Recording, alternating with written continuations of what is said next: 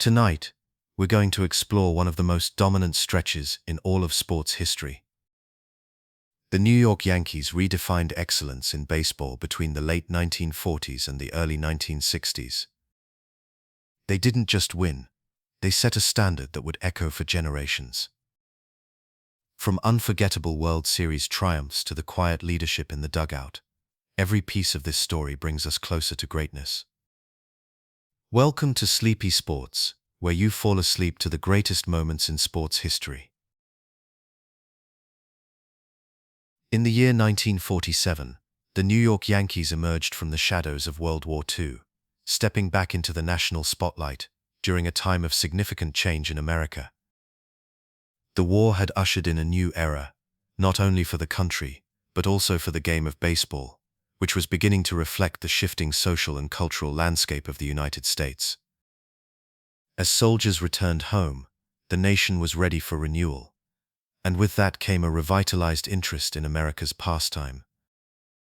The Yankees, with their storied history and tradition, became a beacon of consistency in a world that was changing rapidly. The managerial helm of the Yankees was under the guidance of Bucky Harris, who had taken over the team in 1946. Harris, a former player himself, was known for his calm demeanor and strategic approach to the game. His leadership style was characterized by an emphasis on strong fundamentals and a deep understanding of the player's strengths. In a time when many teams were still grappling with the adjustments of a post-war environment, Harris offered a sense of stability and direction. He understood that the Yankees were not just a team, they were an institution, woven into the fabric of New York City and the hearts of baseball fans across the nation. As the season unfolded, the Yankees began to reclaim their dominance in Major League Baseball.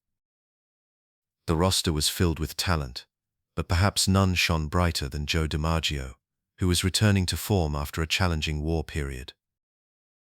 DiMaggio, with his elegant swing and graceful presence on the field, was a symbol of hope and resilience. He had served in the United States Army Air Forces during the war, and his return to the diamond was met with great anticipation. Fans were eager to see if he could once again elevate the Yankees to the pinnacle of baseball success. The atmosphere surrounding the team was electric, as the nation looked to baseball for a sense of normalcy and joy. The Yankees' journey during the 1947 season was not without its challenges. The competition was fierce, with teams like the Brooklyn Dodgers and the St. Louis Cardinals showcasing their talents. However, the Yankees, under the guidance of Bucky Harris, demonstrated a remarkable ability to adapt and overcome. Their pitching staff, led by the likes of Ali Reynolds and Ed Lopat, proved to be formidable, while the lineup boasted a mix of experienced veterans and promising newcomers. This blend of talent created a cohesive unit that thrived under pressure.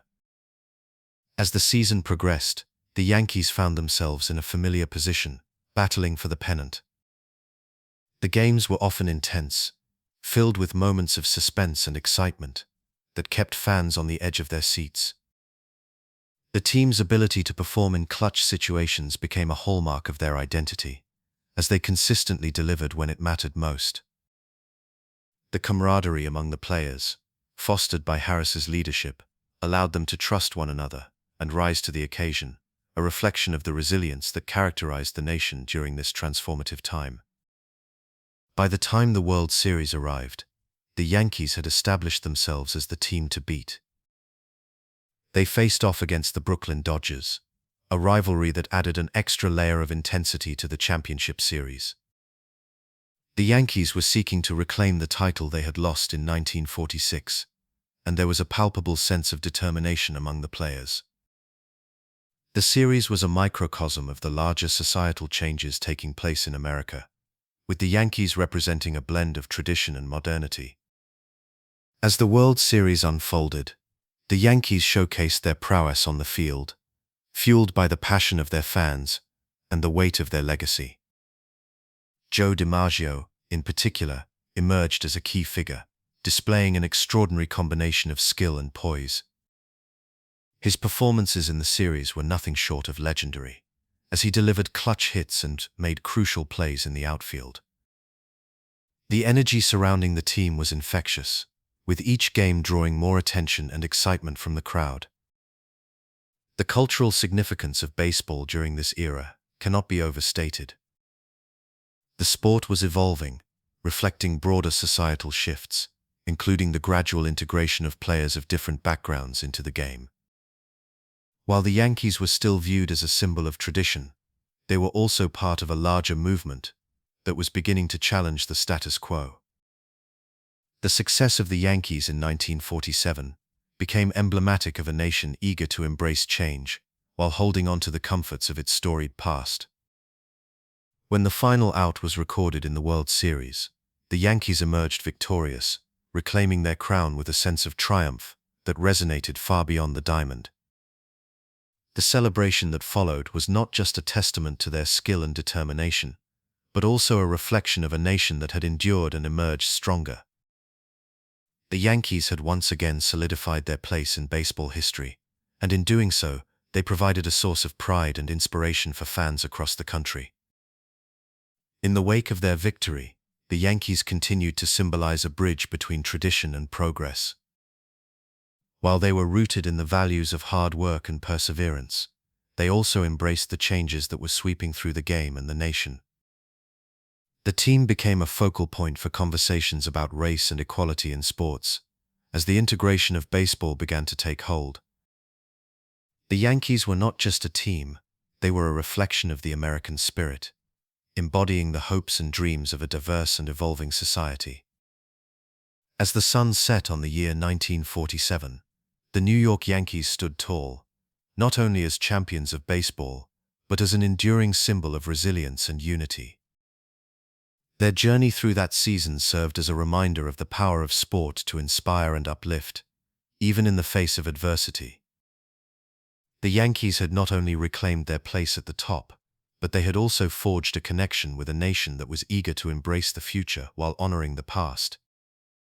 In the years that followed, the legacy of the Yankees would continue to grow, as they remained a vital part of baseball's narrative and the broader story of America. As the sun began to set in the summer of 1948, a golden era for the New York Yankees was gently transitioning. It was a time when the graceful silhouette of Joe DiMaggio, the legendary center fielder, still commanded the field with his impeccable skills and magnetic presence. DiMaggio, known for his elegant swing and the calm confidence he exuded, was not only a player but a symbol of the Yankees' enduring legacy. In that season, he had already achieved remarkable milestones, yet his prowess would soon be complemented by the emergence of another Yankee icon, Phil Rizzuto, and the arrival of an electrifying young talent, Mickey Mantle. As the All-Star Game approached in 1948, DiMaggio's reputation as one of the finest players in baseball was firmly cemented. It was in this season that he participated in his 13th and final All-Star Game, showcasing not just his skill, but also his unyielding spirit. The game was held at the historic Polo Grounds, a site that resonated with the whispers of baseball legends past. DiMaggio took to the field with the poise of a seasoned veteran, his every move a testament to his dedication to the game. During this match, he delivered a memorable performance, reminding fans and players alike why he was known as the Yankee Clipper. With each swing of his bat, he painted a picture of grace and power, captivating the audience who cherished every moment spent in his presence. While DiMaggio remained a key figure in the lineup, the emergence of Phil Rizzuto began to shift the dynamics within the team. Rizzuto, the diminutive shortstop, brought an infectious energy to the field. His quick feet and sharp instincts made him a defensive stalwart, while his ability to get on base added a new dimension to the Yankees' offense. In 1949, Rizzuto was selected for his first All-Star Game, joining DiMaggio in representing the American League. The camaraderie between the two players was palpable, as Rizzuto often looked up to DiMaggio, seeking guidance and inspiration. As Rizzuto's star began to rise, he became an essential part of the Yankees' success, embodying the spirit of teamwork that defined the organization. The 1949 season marked a significant chapter in the history of the New York Yankees, as they once again reached the pinnacle of the sport. The Yankees faced off against the Brooklyn Dodgers in the World Series, a matchup that set the stage for a fierce battle between the two New York teams. DiMaggio, with his steady leadership and unwavering determination, played a pivotal role in guiding the team through the playoffs. The series unfolded with a thrilling intensity, as both teams fought for supremacy, but it was the Yankees who emerged victorious, clinching their 16th championship. DiMaggio, despite facing the twilight of his career, demonstrated his value by contributing key hits and showcasing his defensive prowess. As the final out was recorded, the feeling of triumph washed over the team, and DiMaggio's legacy continued to grow, even as the torch began to pass to the next generation. In the years that followed, the Yankees continued to thrive, and the arrival of Mickey Mantle in 1952 marked a turning point for the franchise. However, it was in the season of 1950 that Mantle began to make his presence felt, as he transitioned into the outfield alongside DiMaggio. The atmosphere was electric, with fans buzzing about the potential of the young phenom.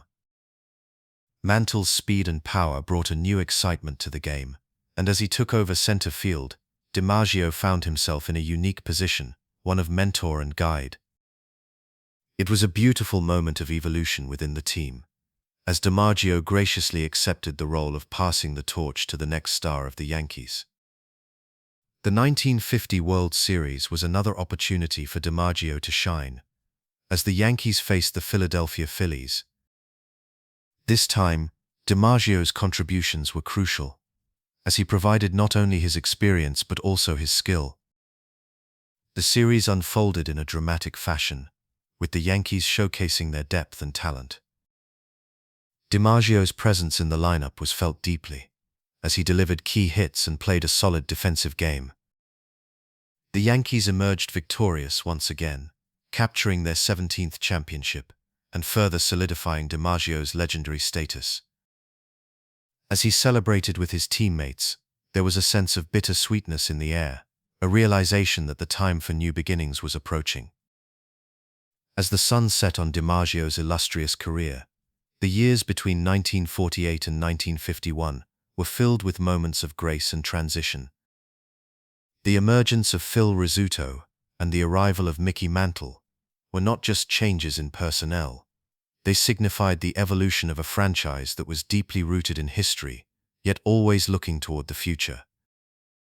DiMaggio, with his calm demeanor and steady leadership, played a pivotal role in this transition, mentoring the young Mantle while continuing to contribute at a high level. It was a delicate balance, one that required both humility and strength, a testament to DiMaggio's character.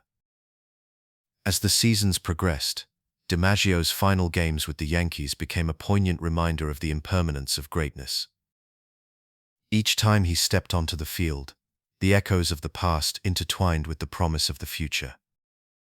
It was in these moments that the heart of baseball truly shone, capturing the essence of what it meant to be a part of the New York Yankees. The legacy of Joe DiMaggio, intertwined with the rise of Rizzuto and Mantle, painted a rich tapestry of history that would forever be remembered. In the quiet twilight of his career, DiMaggio's influence remained palpable. He had not only left an indelible mark on the Yankees, but had also shaped the very fabric of the game itself. His final All-Star appearances were not merely celebrations of his achievements. They were reflections of a journey, one that began with promise and concluded with a sense of fulfillment. As he stepped away from the game, the torch had been passed, and the New York Yankees were poised to enter a new era, one that would be defined by the brilliance of Mickey Mantle and the enduring legacy of Joe DiMaggio. In 1951, the New York Yankees welcomed a bright new talent into their storied franchise, a young man from Commerce, Oklahoma, named Mickey Mantle. As he stepped onto the diamond at Yankee Stadium, the weight of immense expectations rested heavily upon his shoulders. Fans and sports writers alike were eager to see if this 18-year-old phenom could fill the colossal shoes left by the legendary Joe DiMaggio, who had recently retired. Mantle's rookie season was not without its challenges. The pressure of performing in the bright lights of New York could be overwhelming for even the most seasoned players. Yet the young Mantle, with his boyish charm and undeniable talent, was determined to rise to the occasion. The transition from the minor leagues to the major leagues can be daunting for any player, and Mantle experienced his fair share of growing pains. In his first year, he struggled with consistency at the plate, often striking out more than he would have liked. He faced the relentless scrutiny of the New York media, who were eager to dissect every aspect of his game. But amidst the challenges, Mantle found solace in the camaraderie of his teammates, particularly in the wise guidance of Yogi Berra and the steadfast support of Hank Bauer. These veteran players recognized the raw talent that Mantle possessed and took it upon themselves to mentor him through the tumultuous waters of his rookie season. Berra, with his keen understanding of the game, often reminded Mantle to trust his instincts, while Bauer provided encouragement, reassuring him that every great player had to endure their own trials before achieving greatness. The 1951 World Series became an important chapter in Mantle's early career.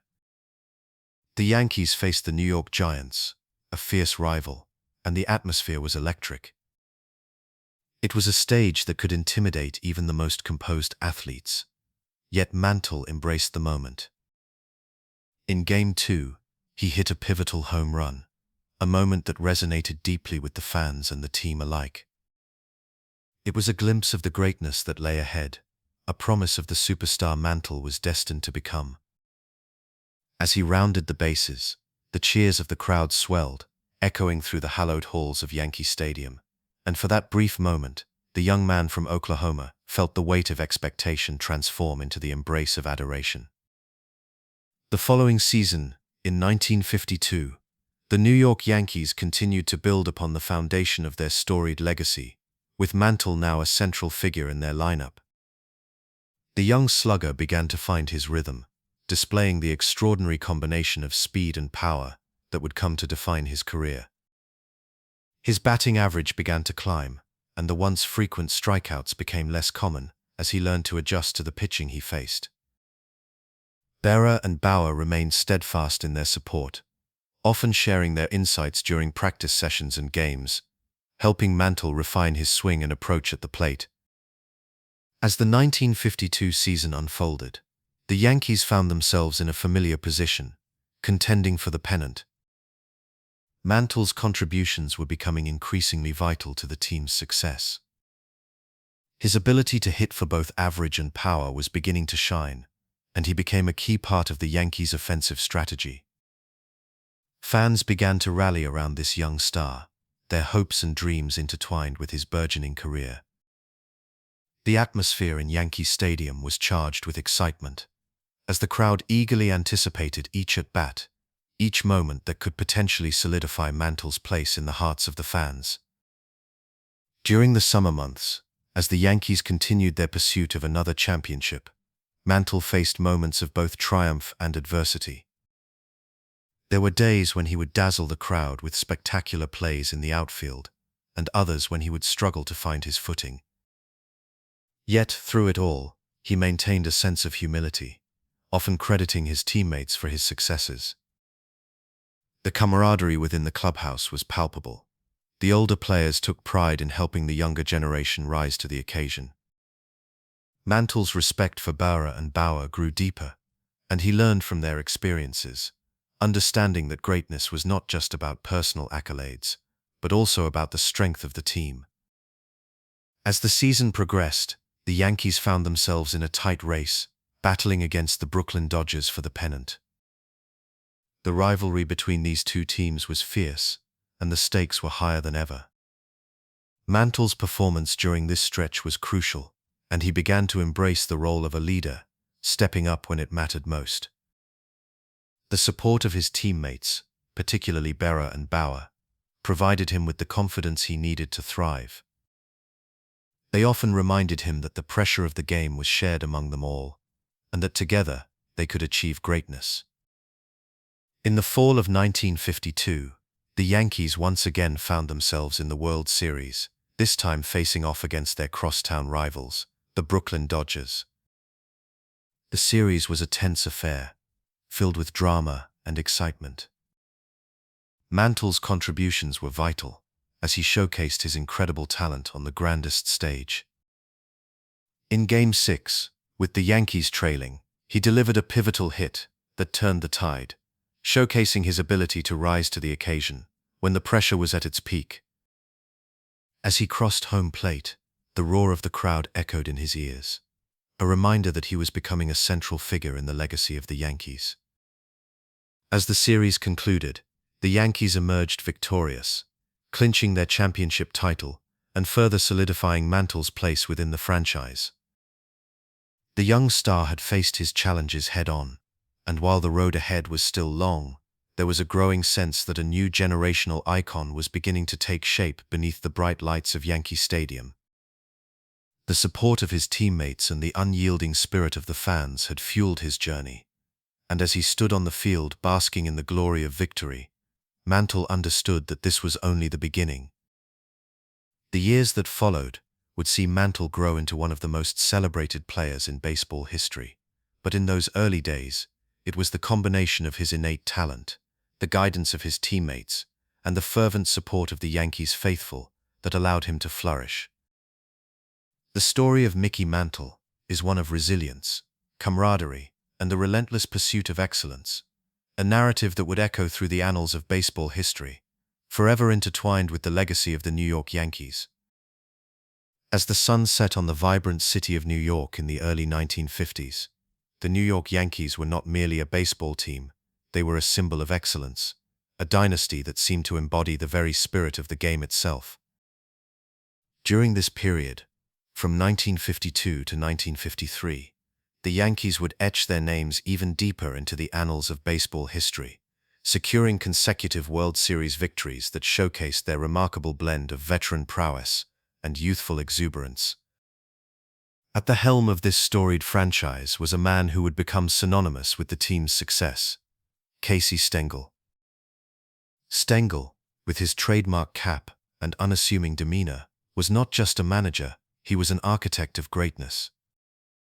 His ability to blend personalities and skill sets was unparalleled.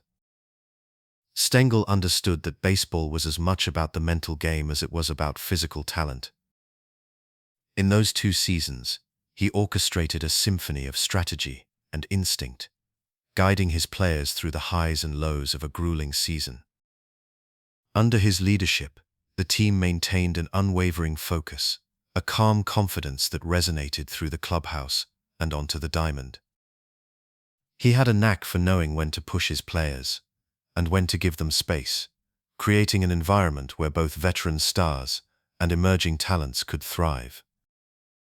One of the key figures in this era of Yankee dominance was pitcher Allie Reynolds, a man whose presence on the mound was both commanding and serene. Reynolds, known affectionately as Super Chief, brought a unique blend of skill and charisma to the Yankees. His fastball was a thing of beauty, a weapon that often left batters bewildered. In the 1952 World Series against the Brooklyn Dodgers, Reynolds delivered a performance that would be remembered for generations. He pitched brilliantly, winning 2 games and earning the World Series Most Valuable Player award. His composure under pressure was infectious, instilling confidence in his teammates and reminding them of the importance of staying focused when the stakes were at their highest. Yet the Yankees were not solely reliant on their seasoned veterans. The infusion of youthful talent during this period brought a fresh energy to the team. Players like Mickey Mantle and Whitey Ford were not just emerging stars, they were part of a new wave of talent that would help to redefine the franchise. Mantle, with his electrifying speed and prodigious power, quickly became a fan favorite. The way he could turn a routine ground ball into a highlight reel moment was nothing short of magical. Meanwhile, Ford established himself as one of the most reliable pitchers in baseball, earning the trust of Stengel and his teammates with each masterful performance. In 1953, the Yankees faced the Dodgers once again in the World Series, a rematch that had the entire city abuzz with excitement. The calm confidence of Yogi Berra, the team's beloved catcher, was palpable. Berra's ability to handle the pitching staff and his uncanny knack for delivering in clutch situations made him an indispensable part of the Yankees' success. In the World Series that year, Berra's bat came alive, and his leadership behind the plate was crucial in guiding Reynolds and Ford through the pressure of the postseason. Each game unfolded like a carefully crafted narrative, with Berra playing a pivotal role in ensuring that the Yankees remained composed and focused on their ultimate goal. As the playoffs progressed, the Yankees displayed a steady drumbeat of success, a hallmark that would come to define their legacy. Each game was approached with a sense of purpose, a collective understanding that they were not just playing for themselves but for the history of the franchise and the loyal fans who cheered them on. Stengel's innovative strategies, coupled with the unwavering resolve of his players, created a perfect storm of talent and tenacity. The Yankees, with their iconic pinstripes and rich history, were on the verge of another championship, their confidence unshakable as they navigated the challenges that lay ahead. The World Series itself was a showcase of the Yankees' depth and resilience. In Game 1, Reynolds took the mound, and his performance was nothing short of spectacular. The Dodgers, formidable opponents in their own right, struggled to find their rhythm against the relentless Yankees pitching staff. Each inning unfolded with a sense of anticipation, as fans held their breath, waiting for the next moment of brilliance. The Yankees won the first game, setting the tone for the series. As the series progressed, the Yankees continued to demonstrate their ability to rise to the occasion. Mantle's youthful exuberance, coupled with the wisdom of veterans like Berra and Reynolds, created an atmosphere that was both electric and serene. The blend of experience and youth allowed the Yankees to approach each game with a unique perspective. They understood the importance of teamwork, and their camaraderie was evident in every play, every pitch, and every swing of the bat. With each passing game, the Yankees built momentum, their confidence swelling like a tide. The calm demeanor of Stengel, combined with the fierce determination of his players, created a perfect synergy that propelled them forward. The Dodgers, while talented, found themselves unable to match the Yankees' relentless pursuit of victory. As the series reached its climax, the Yankees stood on the brink of glory, each player fully aware of the significance of their collective journey. In Game 6, with the championship on the line, the Yankees took to the field with an unwavering sense of purpose. The energy in the stadium was palpable, a symphony of cheers echoing through the night sky. Reynolds once again took the mound, and his presence was a reassuring force for his teammates. The game unfolded like a beautifully choreographed dance, with each player contributing to the collective effort. Berra's calm leadership behind the plate and Mantle's explosive talent at the plate created a dynamic that was impossible to ignore. As the final innings approached, the tension was almost tangible. The Yankees had fought hard to reach this moment, and the weight of history hung in the air. Yet, amidst the intensity, there was a sense of tranquility that enveloped the team. They understood that they were not just playing for themselves, but for the legacy of the franchise and the generations of fans who had come before them. Each pitch, each swing, was a reminder of the rich history that had led them to this moment. With the final out recorded, the Yankees erupted in celebration, their joy echoing through the stadium. They had secured their place in history once more, capturing the World Series title and solidifying their dominance in the game. The victory was not just a testament to their skill, but a reflection of the bond that had formed among the players under the guidance of Stengel. In those 2 seasons, from 1952 to 1953, the New York Yankees not only added to their storied legacy, but also crafted a narrative that would resonate through the ages. The influence of Casey Stengel, the brilliance of Ali Reynolds, and the seamless blend of veteran savvy with youthful talent created a tapestry of success that defined an era. Each playoff performance was a chapter in the story of a team that understood the importance of calm confidence and the unyielding pursuit of greatness. As the sun set on the Yankees' remarkable journey, the echoes of their triumphs lingered in the hearts of fans, a testament to the enduring spirit of the New York Yankees. In 1954, the New York Yankees stood at a crossroads, their storied legacy facing an unexpected challenge.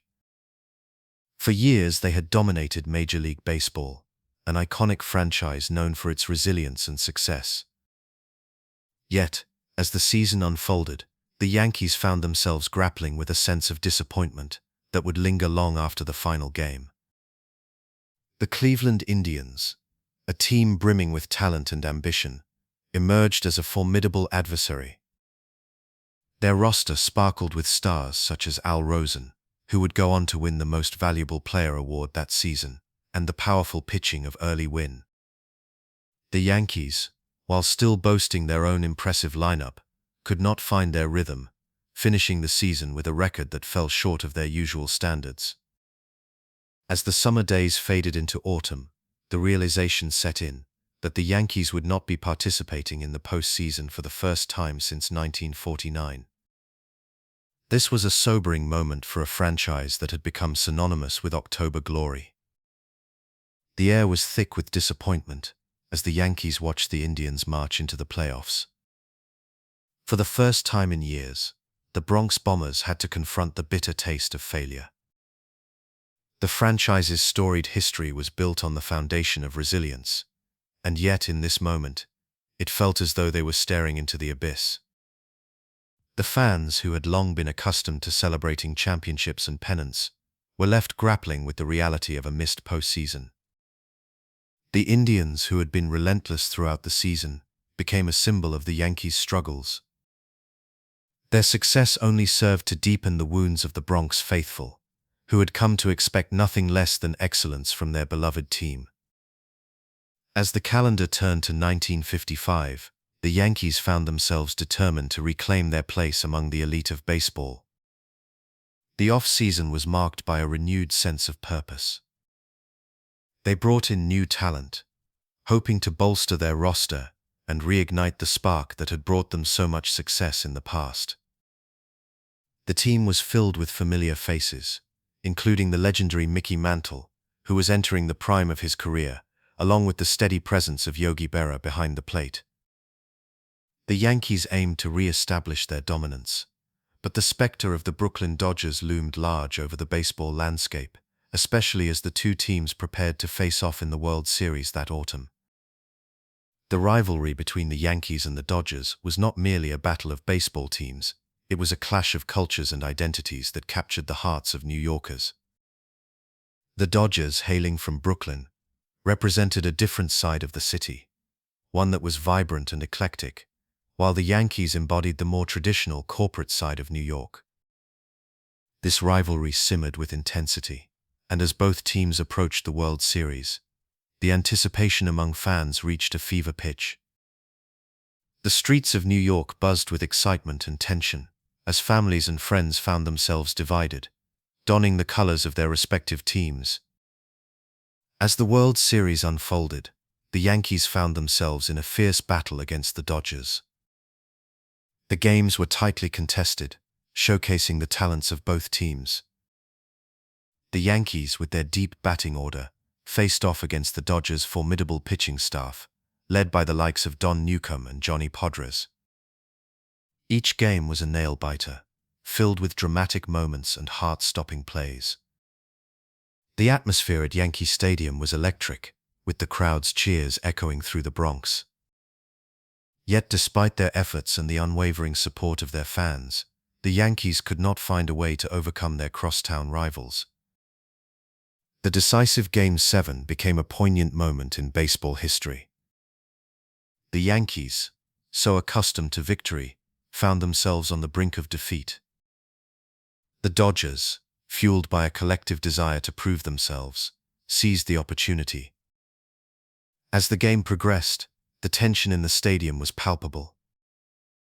The Yankees fought valiantly, but in the end, it was the Dodgers who emerged victorious, capturing the championship in a heart-wrenching moment for the Yankees and their supporters. The final out sent shockwaves through the Bronx as the realization of loss settled over the faithful. The emotional fallout from the World Series loss lingered long after the last pitch had been thrown. The Yankees were left to reflect on a season that had begun with promise but ended in heartbreak. The intensity of the rivalry with the Dodgers had reached new heights, and the echoes of their defeat would serve as a reminder of the competitive spirit that defined New York baseball. The disappointment of missing the postseason in 1954 and the heartbreak of the World Series loss in 1955 became part of the rich tapestry of Yankees history, serving as a testament to the challenges that even the greatest teams must face. In the years that followed, the Yankees would continue to build upon their legacy, learning from the struggles of those two seasons. They embraced the lessons of resilience and determination, ultimately emerging stronger. The rivalry with the Dodgers remained a defining feature of their identity, a reminder of the fierce competition that fueled their drive to succeed. The echoes of those games would reverberate through the annals of baseball history, forever marking the Yankees' journey through triumph and adversity. As the seasons turned, the Yankees would find themselves in the pursuit of redemption, armed with a renewed sense of purpose and an unwavering commitment to excellence. The memories of the past would serve as both a guide and a motivation, propelling them forward as they sought to reclaim their rightful place atop the baseball world. The spirit of the franchise, embodied by its players and its fans, would endure, a testament to the resilience that defines the New York Yankees. In 1956, the New York Yankees emerged from the shadows of the previous season, reclaiming their place atop the baseball world with a blend of talent, resilience, and poise. After suffering a heartbreaking defeat in the World Series the year before, the team regrouped, harnessing the lessons learned from their loss and transforming that energy into a remarkable season. This year would be defined by unforgettable moments, most notably Don Larsen's perfect game, Mickey Mantle's Triple Crown achievement, and the steady leadership of Casey Stengel, whose presence provided a steady hand through the storm of competition. As the season began, the Yankees were determined to shake off the disappointment of 1955. The roster was filled with seasoned veterans and rising stars, each player eager to prove their worth and contribute to the team's success. With a renewed sense of purpose, they entered the season with the goal of not just reaching the World Series, but of dominating it. The atmosphere around the team was charged with a sense of pride, as they had spent the entire previous year reflecting on their shortcomings. The players gathered in spring training, sharing stories, laughter, and a collective resolve. Each day on the field was an opportunity to build chemistry and strategize under the watchful eye of their iconic manager Casey Stengel, who had an innate ability to inspire confidence and unity among his players. In the midst of this rejuvenation, one player began to stand out in a way that would forever etch his name in baseball history. Mickey Mantle, the young switch hitter from Oklahoma, was entering his prime. In 1956, Mantle would not only display his extraordinary talent, but would also demonstrate an unyielding determination to excel. As the season progressed, he became a force to be reckoned with, showcasing his remarkable ability to hit for both average and power. His keen eye at the plate allowed him to draw walks, while his incredible speed on the base paths added another layer of excitement to his game. Mantle quickly emerged as a key player for the Yankees, and by the time the regular season concluded, he had achieved something truly extraordinary. He captured the coveted Triple Crown, leading the American League in batting average, home runs, and runs batted in. The achievement was not merely a personal triumph for Mantle. It was a testament to the Yankees' collective strength, as his performance ignited the team and fueled their championship aspirations. The pride that filled Yankee Stadium during that season was palpable, as fans reveled in the brilliance of their team and the electrifying spirit of Mantle. Each game became a showcase of talent and skill, with Mantle often leading the charge. His every swing and sprint echoed the resilience of the franchise, as they sought redemption and glory. As the postseason loomed, the Yankees faced their next challenge, the World Series against the Brooklyn Dodgers. The rivalry between these two teams was steeped in history and passion, and the stage was set for a dramatic showdown. With the ghosts of 1955 still fresh in their minds, the Yankees approached the series with a blend of confidence and caution. Casey Stengel, ever the strategist, ensured that his players were prepared for the pressure that would come with the October games. His steady demeanor reassured the team, reminding them of their capabilities and the pride that came with wearing the Yankee pinstripes. The first game of the World Series was a tense affair, with each team trading blows.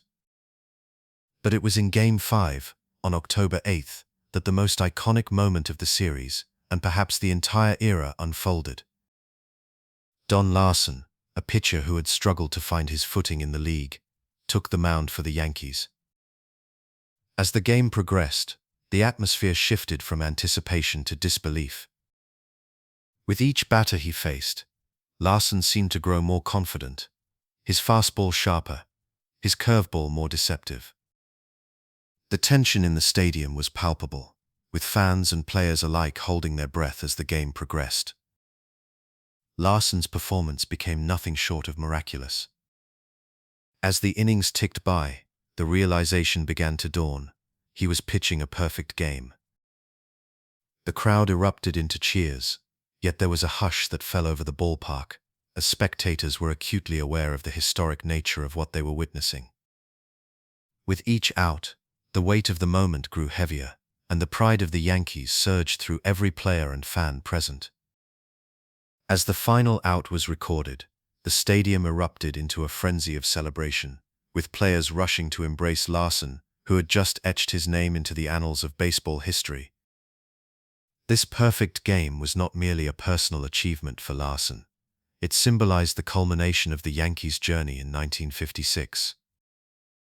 It was a defining moment that showcased the poise and resilience of the team, a reflection of their ability to rise above adversity and deliver when it mattered most. The echoes of the crowd, the jubilation of the players, and the pride that filled Yankee Stadium that night became a part of the franchise's storied legacy, an event that would be recounted for generations to come. As the series continued, the Yankees exhibited a level of composure that was the hallmark of their franchise. With each game, they demonstrated an unwavering determination to secure the championship. The combination of Mantle's prowess at the plate, Larson's heroics on the mound, and Stengel's calm guidance created a synergy that was impossible to ignore. The players understood the significance of their mission, and they approached each challenge with a sense of purpose and pride that defined the very essence of the New York Yankees. The Yankees ultimately emerged victorious, capturing the World Series title and solidifying their status as one of the greatest teams in baseball history.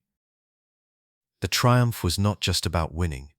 It was about the journey, the struggles, and the unwavering commitment to excellence that characterized the franchise. Each player, from the stars to the role players, contributed to this remarkable victory, and they did so with a sense of pride that resonated deeply within the organization. Reflecting on the season, it becomes evident that 1956 was a transformative year for the New York Yankees. The blend of individual brilliance, team cohesion, and the steady leadership of Casey Stengel created an environment where greatness could flourish. This was a season marked by iconic performances, but more importantly, it was a testament to the enduring spirit of the Yankees, a spirit that has defined the franchise through the decades. As the players celebrated their hard-fought victory, they also recognized the legacy they were building, one that would inspire future generations to strive for greatness on the diamond. In the years that followed, the stories of Don Larson's perfect game, Mickey Mantle's Triple Crown, and the steady hand of Casey Stengel would become woven into the rich tapestry of Yankees lore. These moments would serve as a reminder of the power of resilience, the pride of wearing the pinstripes, and the beauty of the game itself. And as the sun set on that remarkable season, the New York Yankees stood not just as champions, but as a symbol of perseverance and excellence in the world of sports.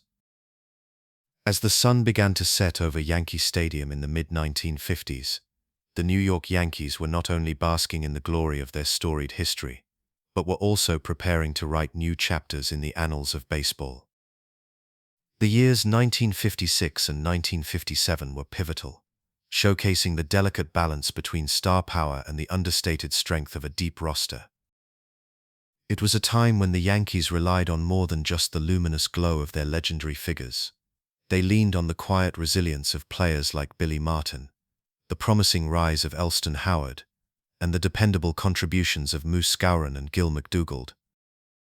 Billy Martin, a name synonymous with grit and determination, was not just a player, he was a catalyst for the Yankees' success during this period. Known for his fiery spirit and competitive nature, Martin was the embodiment of a player who thrived under pressure. His versatility allowed him to play multiple positions, but it was his consistency at second base that truly stood out. In 1956, Martin's batting average hovered around the 275 mark, a commendable figure that underscored his ability to come through when the team needed him most. Beyond the statistics, it was Martin's presence on the field that inspired his teammates. He played with an intensity that was infectious, a quality that helped to forge a bond among the players. This bond was crucial as the team faced the Milwaukee Braves in the World Series that year. The Yankees had a storied rivalry with the Braves, and their encounters in the World Series were electric, filled with tension and excitement. The 1956 World Series was particularly memorable, as it marked a clash of titans. Martin's contributions were pivotal, as he delivered key hits and made defensive plays that would echo through the decades. The series unfolded like a well-scripted drama, with the Yankees ultimately claiming victory, thanks in part to Martin's unyielding spirit. While Martin's contributions were crucial, the emergence of Elston Howard during this time cannot be overlooked. In 1955, Howard had made history as the first African-American player for the New York Yankees, breaking barriers and paving the way for future generations. By 1956, Howard had solidified his role as a consistent performer, both behind the plate as a catcher and at bat.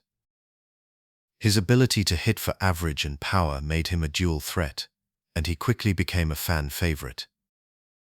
Howard's calm demeanor and focus under pressure were invaluable, especially during the World Series against the Braves. He not only provided stability in the lineup, but also served as a mentor to younger players, embodying the spirit of teamwork that defined the Yankees during this era. As the 1957 season unfolded, Howard continued to shine. His batting average climbed to over 300, and he became a reliable source of offense. The Yankees, with Howard's contributions, were a formidable force, ready to defend their title. The synergy between Howard and Martin was palpable, as they complemented each other both on and off the field. Together, they represented the heart and soul of a team that was poised to face any challenge. Meanwhile, the contributions of Moose Skowron and Gil McDougald added further depth to the Yankees roster. Skowron, a first baseman known for his powerful swing, provided the team with crucial runs and timely hits. His ability to deliver in clutch situations made him a key player in the lineup. In 1956, Skowron's contributions were instrumental in the Yankees' success, and his consistent performance helped to ease the pressure on the team's stars. His presence at first base was equally important, as he anchored the infield and provided stability to the defense. Gil McDougald, a versatile player who could fill multiple positions, was another unsung hero of this period. His ability to play both third base and shortstop made him an invaluable asset to the team. McDougald's steady bat and defensive skills allowed him to contribute in various ways, and he often came through in critical moments. His clutch hitting and ability to perform under pressure exemplified the depth of the Yankees roster. As the Yankees faced the Milwaukee Braves again in the 1957 World Series, the stakes were high. The Braves, fueled by their own desire for victory, were a formidable opponent. The series showcased the resilience of the Yankees, as they relied not only on their stars but also on the collective strength of their roster. Each game was a test of character, and the Yankees proved time and again that they could rise to the occasion. In the heat of the series, players like Martin, Howard, Skowron, and McDougald showcased their talents, demonstrating that the Yankees were more than just a collection of stars. They were a cohesive unit, each player contributing their part to the greater whole. The battles on the field were fierce, but there was a sense of camaraderie that permeated the dugout. The players understood that they were part of something larger than themselves, and this understanding fueled their determination to succeed. As the series progressed, it became clear that the Yankees' experience and depth were significant advantages. Every player stepped up when it mattered most, creating a tapestry of contributions that ultimately led to their victory. Their ability to remain composed under pressure was a testament to their training and their shared belief in each other.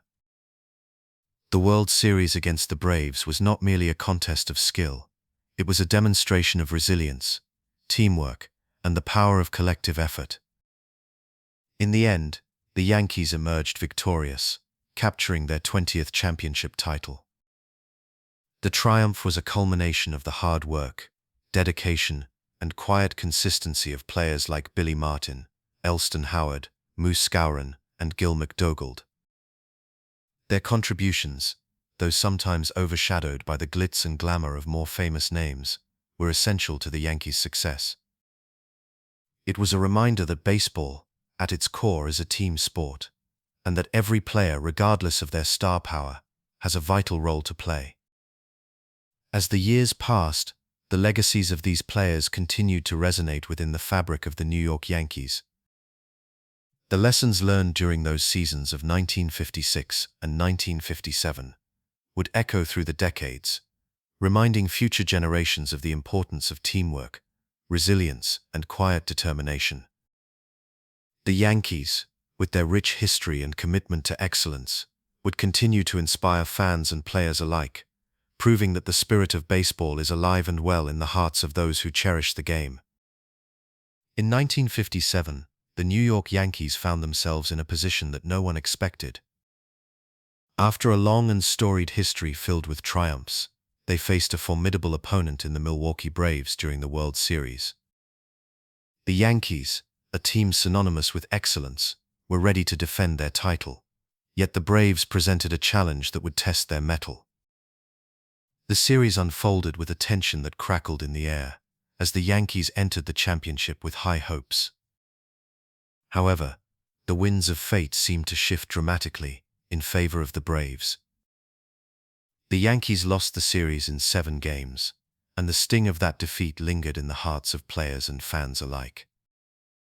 It was a disappointment that echoed through the halls of Yankee Stadium and reverberated in the minds of its players. Their loss in 1957 was not merely a setback, it was a moment that cast a shadow over their legacy. The Braves, led by the remarkable Hank Aaron, who would go on to become one of baseball's greatest players, proved to be an unstoppable force, taking advantage of every opportunity that the Yankees afforded them. The final game of the series, played in Milwaukee, was a bitter pill to swallow. The Yankees had fought valiantly, but it was not enough. Yet in the aftermath of that heart-wrenching loss, the spirit of the Yankees was not crushed, but instead ignited a fire within them. The determination to reclaim their place at the pinnacle of baseball was palpable as they entered the 1958 season. The loss to the Braves served as a catalyst for change, a moment that galvanized the team and its loyal fan base. With the taste of defeat fresh in their minds, the Yankees approached the new season with a renewed sense of purpose. Among the key players who emerged as leaders during this time was Bob Turley, whose contributions on the mound became pivotal. Turley, known for his gritty pitching style, had faced his share of challenges, but was determined to rise above them. His performance in 1958 showcased his resilience as he took the mound with a fierce resolve, embodying the very essence of the Yankee spirit. The unity of the team began to flourish as players rallied around one another, fostering a sense of camaraderie that would prove essential in their quest for redemption. Another shining star during this period was Tony Kubek, a young shortstop whose talent and tenacity quickly made him a fan favorite. Kubek possessed an innate ability to rise to the occasion, and in 1958, he became an integral part of the Yankees' success. His defensive prowess and clutch hitting were instrumental in the team's resurgence. Kubek's presence on the field was not just about his skill, it was about the heart and soul he brought to the game, reminding his teammates that they could overcome adversity together. As the 1958 season progressed, the Yankees began to find their rhythm. The chemistry among the players deepened, and the echoes of their past failure became a distant memory. Each game played was infused with the lessons learned from the previous year, and the Yankees were determined not to let another opportunity slip through their fingers. The team displayed a grit that spoke volumes as they fought tooth and nail for every win, demonstrating a unity that resonated with their fans. The World Series in 1958 brought the Yankees face-to-face with the Milwaukee Braves once again, a rematch that was filled with anticipation and tension. The stage was set for a showdown, and the air crackled with excitement. The Yankees were not merely seeking revenge, they were on a mission to reclaim their glory. The series opened with the Yankees determined to assert their dominance, and the players stepped onto the field with a sense of purpose that was palpable. In the first game of the series, Bob Turley took the mound, and with each pitch, he embodied the spirit of a team reborn. His performance was nothing short of spectacular, as he struck out 10 batters, showcasing his remarkable talent and determination. The Yankees won that game decisively, a clear statement that they were ready to reclaim their title. Turley's prowess on the mound energized the team and instilled confidence in his fellow players. As the series progressed, Tony Kubek emerged as a key figure in the lineup. In Game 3, with the series tied, Kubek delivered a clutch hit that would prove pivotal. His ability to perform under pressure reinforced the belief that the Yankees were a united front, capable of overcoming any obstacle. The camaraderie among the players was evident as they celebrated each success together, their bond growing stronger with every game. By the time the series reached its conclusion, the Yankees had demonstrated not only their skill, but also their unyielding spirit. The final game was a culmination of their journey, a testament to their resilience. The atmosphere was electric, as fans filled the stands, their hopes resting on the shoulders of their beloved team. The Yankees played with heart and determination, and as the final out was recorded, joy erupted from the crowd. They had done it. They had reclaimed their championship title. The triumph in 1958 was not just about the trophy, it was a celebration of unity, determination, and the indomitable spirit that defines the New York Yankees. In the face of adversity, they had come together, proving that their legacy was not merely built on victories, but on the strength of their resolve. The disappointment of the previous year served as a powerful reminder of what was at stake, fueling their desire to rise again. As the players celebrated their victory, the echoes of their journey from defeat to triumph resonated throughout Yankee Stadium. The fans, who had stood by them through thick and thin, joined in the jubilation, their loyalty rewarded. The Yankees had shown the world that they were not just a team, they were a family, bound together by a shared purpose and a love for the game. The victory in 1958 became a defining moment in the franchise's history, a chapter that would be recounted for generations to come. In the years that followed, the legacy of the New York Yankees continued to grow, but the lessons learned during that time remained etched in the hearts of those who had lived it. The resilience, determination, and unity that characterized the team during those years would serve as a guiding light for future generations of players. The Yankees had faced challenges, tasted defeat, and emerged stronger than ever, a testament to the enduring spirit of the franchise. As the sun set on the season of 1958, the New York Yankees stood not just as champions, but as a symbol of hope and perseverance.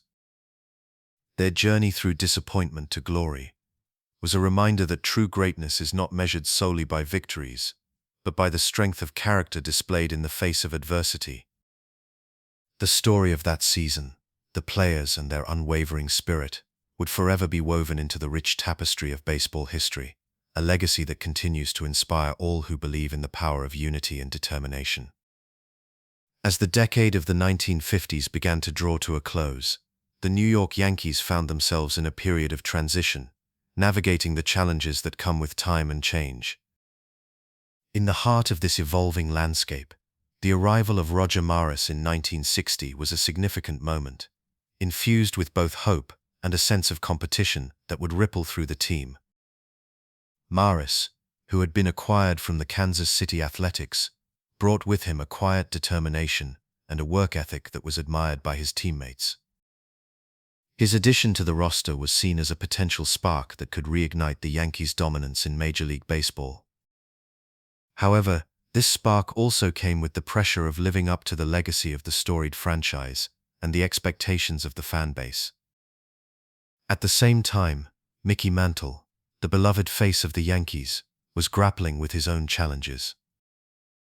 Throughout this period, Mantle's health issues began to take a toll on his performance.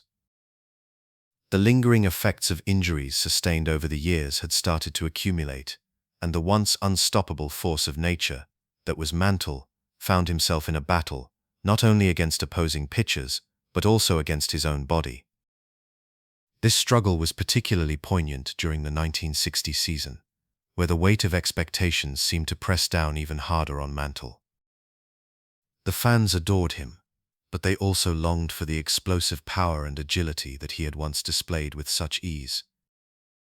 As the Yankees moved through the regular season, the internal competition for positions and accolades began to intensify. With Maris joining the ranks, there was an unspoken rivalry that emerged, especially as both he and Mantle were looked upon as potential home run hitters. The Yankees had a storied history of power hitters, and the idea of a duel between these two talented players added a layer of intrigue to the season. Maris, often more reserved than Mantle, approached the game with a quiet confidence, while Mantle's charismatic presence on the field continued to captivate fans. This dynamic created a fascinating narrative, one that showcased the complexities of team dynamics in professional sports. As the season progressed, the Yankees found themselves in a familiar position, competing for the pennant. However, the shadow of injuries loomed large. Mantle, despite his undeniable talent, was limited in his ability to contribute at times, leaving the team to rely on the efforts of other players. The pressure mounted as the Yankees approached the postseason, a stage where they had historically excelled. Yet, as they prepared for the World Series, the sense of uncertainty hung in the air. Would they be able to overcome the challenges that had plagued them throughout the season? The climax of this tumultuous period came in the World Series against the Pittsburgh Pirates, a matchup that would ultimately become defined by one unforgettable moment. The series had been a hard-fought battle, filled with thrilling plays and nail-biting tension. As the Yankees and Pirates faced off in Game 7, the stakes could not have been higher. The Yankees had been in this position before, but the outcome remained uncertain. The game unfolded with the intensity of a heavyweight boxing match, each team trading blows, each inning bringing a new wave of hope and despair. As the game progressed, it became clear that the Yankees were struggling to find their rhythm. Mantle fought valiantly, but the lingering effects of his injuries were evident, and the Pirates seized the opportunity. The game slipped away from the Yankees, And as the final moments approached, the weight of the moment became almost unbearable. With the score tied in the bottom of the ninth inning, Bill Mazeroski stepped up to the plate for the Pirates. In a moment that would etch itself into the annals of baseball history, Mazeroski connected with the ball, sending it soaring over the left field fence. The stadium erupted in a frenzy of joy, while the Yankees were left in stunned silence. The heartbreak of that walk-off home run was profound, leaving a deep emotional imprint on the Yankees and their fans. The loss was not just a defeat, it was a moment that encapsulated the fragility of success in sports, the fine line between victory and heartbreak. The Yankees, who had once been synonymous with triumph, now faced the reality of a season that had not gone as planned. For Mantle, who had long been the heart of the team, the defeat was particularly painful, a reminder of the toll that injuries had taken on his career and the weight of expectations that he carried. In the aftermath of the World Series, as the dust settled and the echoes of the game faded into memory, the Yankees were left to reflect on their journey through the 1960 season. The arrival of Roger Maris had brought a sense of hope and competition, but it had also underscored the challenges that come with change.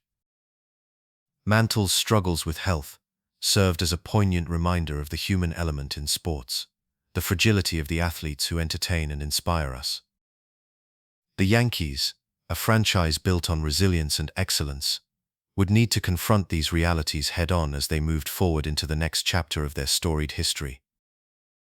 The transition period of the late 1950s and early 1960s was marked by both promise and uncertainty. The Yankees, who had long been a symbol of success in Major League Baseball, were faced with the challenge of adaptation in the face of shifting dynamics. As they reflected on the lessons learned from the heartbreak of the World Series, they also recognized the potential for growth and renewal. The story of the Yankees is one of resilience, a tapestry woven with threads of triumph and defeat, hope and heartbreak. And as they moved into the future, the echoes of the past would continue to resonate, shaping the identity of a franchise that had captured the hearts of millions. The year 1961 was a remarkable chapter in the storied history of the New York Yankees, a season that would forever be etched in the annals of baseball lore. As spring turned to summer, the air was thick with anticipation, for two of baseball's most iconic figures were poised to embark on a legendary home run chase, one that would capture the imagination of fans across the nation. Roger Maris, a modest and determined outfielder, found himself in a race against time and history, aiming to surpass the legendary Babe Ruth single-season home run record of 60 home runs, set in 1927. Maris, a quiet man who often preferred the shadows to the limelight, was about to become the center of a media frenzy that would test his resolve and character. As the season progressed, the New York Yankees, under the watchful eye of their manager Ralph Hook, showcased a formidable lineup that was not only powerful but also deeply talented. The Yankees were a team built for greatness, with players like the legendary Mickey Mantle, a charismatic slugger who had already secured his place in the hearts of fans. Mantle, however, was struggling with injuries that season, battling through the physical toll that had become part of his career. While Mantle's presence loomed large, it was Maris who would take center stage, his steady swing and keen eye at the plate, drawing the attention of both fans and journalists alike. The media pressure surrounding Maris was overwhelming, as reporters flocked to the ballparks, eager to capture every moment of this historic pursuit. Each home run became a spectacle, a reason for celebration, and a source of anxiety for the soft-spoken Maris. With each game, the weight of expectations grew heavier, and the scrutiny intensified. The New York press, known for its relentless coverage, often pitted Maris against Mantle, creating an atmosphere of rivalry that neither player had sought. While Mantle remained a fan favorite, the media's focus on Maris's quest only added to the tension swirling around the Yankees clubhouse. As the summer months rolled on, the chase continued, with Maris and Mantle trading the spotlight, in a delicate dance of competition and camaraderie. Maris's quiet determination began to resonate with fans, who rallied behind him, hoping to witness a new chapter in baseball history. Each home run brought him closer to Babe Ruth's record, and with each swing the excitement in the stands grew palpable. In the backdrop, Mantle, despite his injuries, provided unwavering support, understanding the magnitude of Maris's journey. Their relationship, forged through the shared experiences of the baseball diamond, would serve as a testament to the camaraderie that often exists in the world of sports. As the Yankees dominated the regular season, winning the American League pennant with a remarkable record, the stage was set for Maris's pursuit to reach its climax. The Yankees' powerful offense, combined with a pitching staff that included the likes of Whitey Ford and Ralph Terry, created an atmosphere of confidence and excellence. Fans flocked to Yankee Stadium, filling the stands to witness the unfolding drama, each game a new opportunity for Maris to inch closer to that magical number. The excitement reached a fever pitch when Maris hit his 55th home run, tying him with Babe Ruth's record-setting pace. As the final weeks of the season approached, the pressure intensified. Maris's every swing was scrutinized, and the media frenzy reached a boiling point.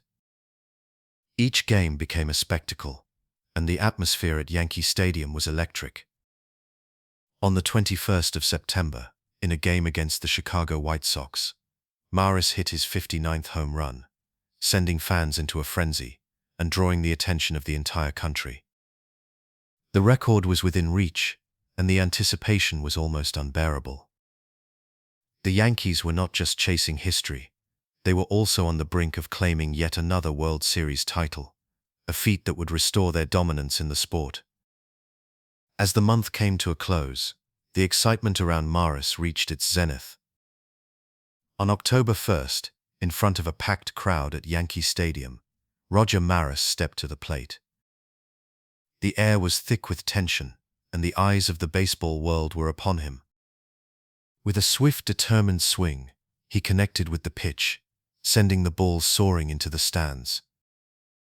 The crowd erupted in jubilation as Maris rounded the bases, having achieved what many thought to be unattainable. He had broken Babe Ruth's long-standing record, finishing the season with 61 home runs, a feat that would resonate through the ages. Yet, even in the midst of this monumental achievement, the New York Yankees were not finished. With the regular season behind them, the team shifted its focus to the World Series, where they faced the Cincinnati Reds. The stage was set for a showdown that would see the Yankees striving to reclaim their place at the pinnacle of baseball. The series unfolded with the same intensity and passion that had characterized their regular season. The Yankees showcased their depth and skill, with players stepping up at every turn. Whitey Ford, the ace of the pitching staff, delivered masterful performances, while the offense continued to produce runs in abundance. As the series progressed, the Yankees seized control, demonstrating their superiority over the Reds. Game after game, they displayed the resilience and talent that had defined their season. The culmination of their efforts came on October 15, when the Yankees clinched the World Series title, securing their place in history as one of the greatest teams of all time. The victory was not just a celebration of their talent, but also a testament to the spirit of teamwork and perseverance that had driven them throughout the season. 1961 would go down as a pivotal year for the New York Yankees, a season marked by the remarkable achievement of Roger Maris and the unwavering support of Mickey Mantle.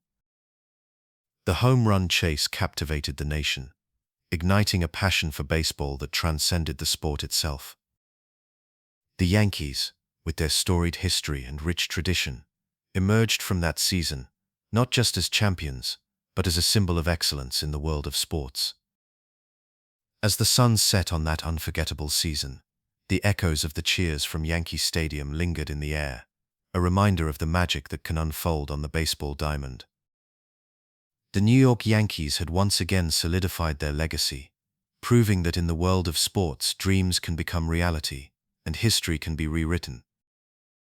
In 1962, the New York Yankees delivered yet another championship, a testament to their storied legacy in Major League Baseball. This particular season was marked by a sense of professionalism and balance, reflecting the maturity and poise of the team. Unlike the previous year, which had been characterized by a more frenetic energy, this season unfolded with a calm confidence that would ultimately lead them to triumph. The Yankees seemed to embody the very essence of baseball, weaving together the threads of strong pitching, steady defense, and a collective determination that resonated throughout the organization. At the heart of the Yankees' success in 1962 was their ace, Whitey Ford. Known for his remarkable ability to control the game from the mound, Ford was a master of his craft. He possessed an uncanny knack for reading hitters and adapting his strategy accordingly. Throughout the regular season, Ford showcased not only his pitching prowess, but also a steadfast reliability that his teammates deeply respected. He finished the season with a record of 25 wins and 4 losses, earning him the coveted Cy Young Award. Ford's dominance was not merely about statistics, it was about the way he carried himself on the mound. His calm demeanor and focused intensity became a source of inspiration for the entire team. Each time he took the field, there was an unspoken assurance that the Yankees had a chance to win. Complementing Ford's brilliance was the steady presence of Whitey Berra at third base.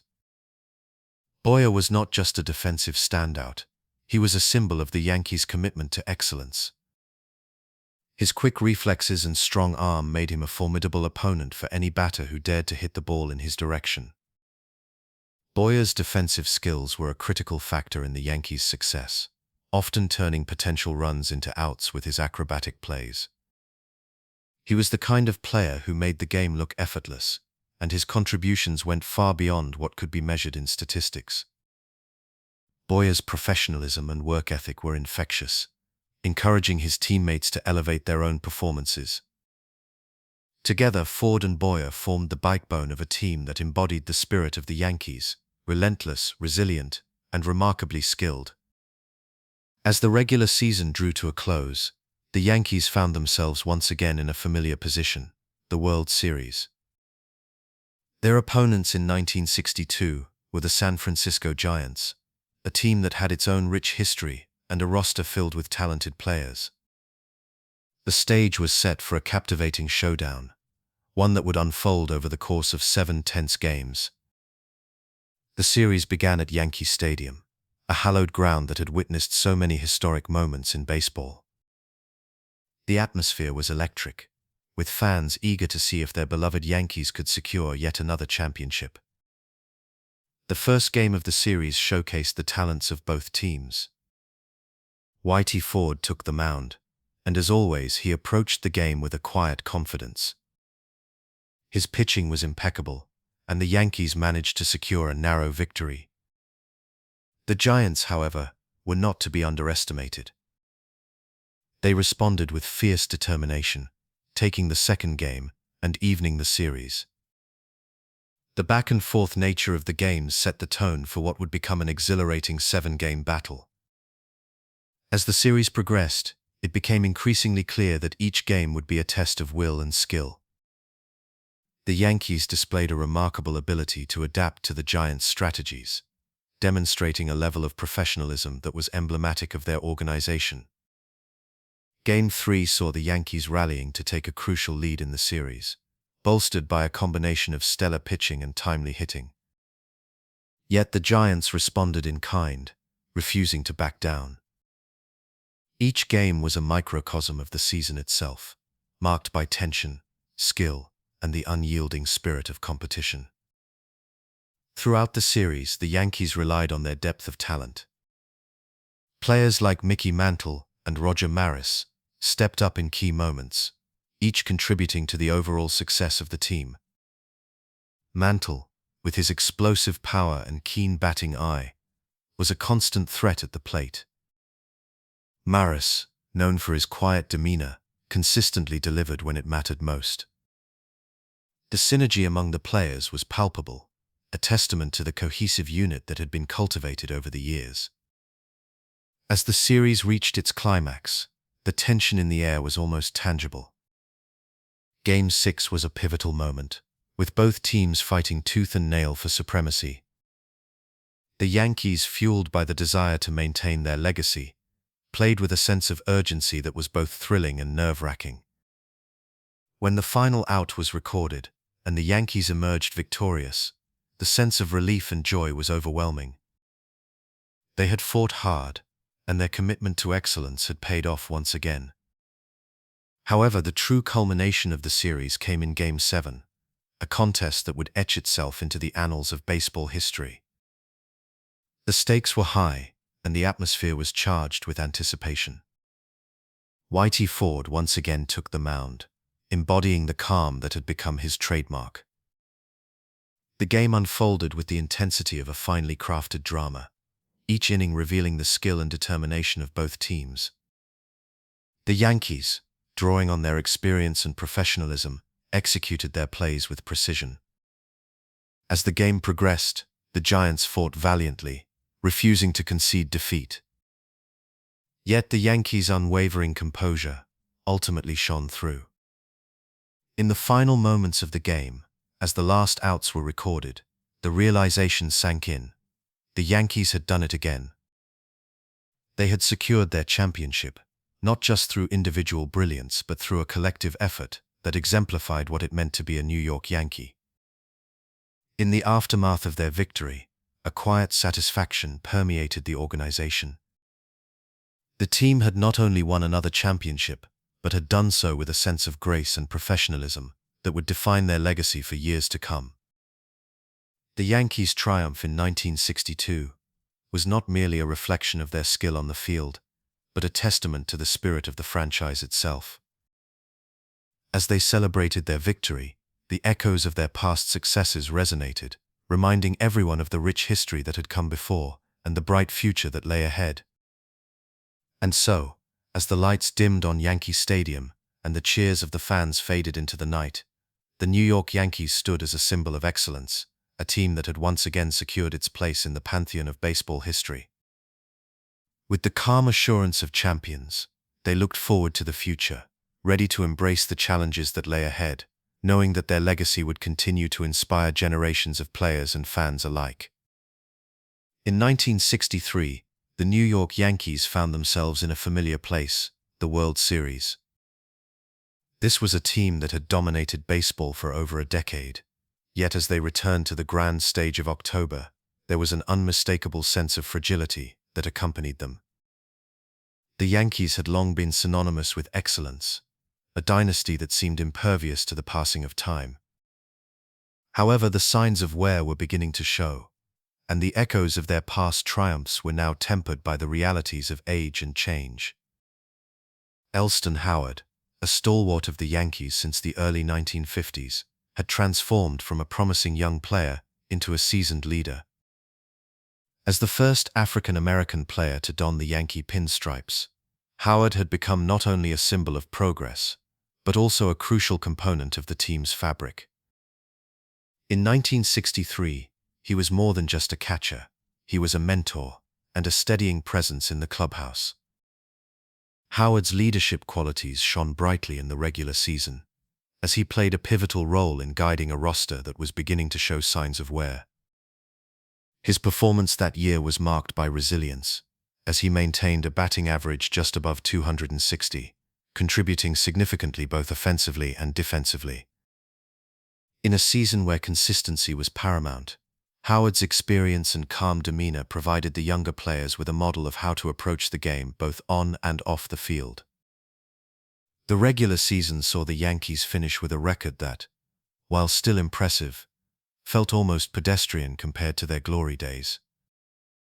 They managed to win the American League pennant, showcasing their ability to remain competitive even as the league began to catch up.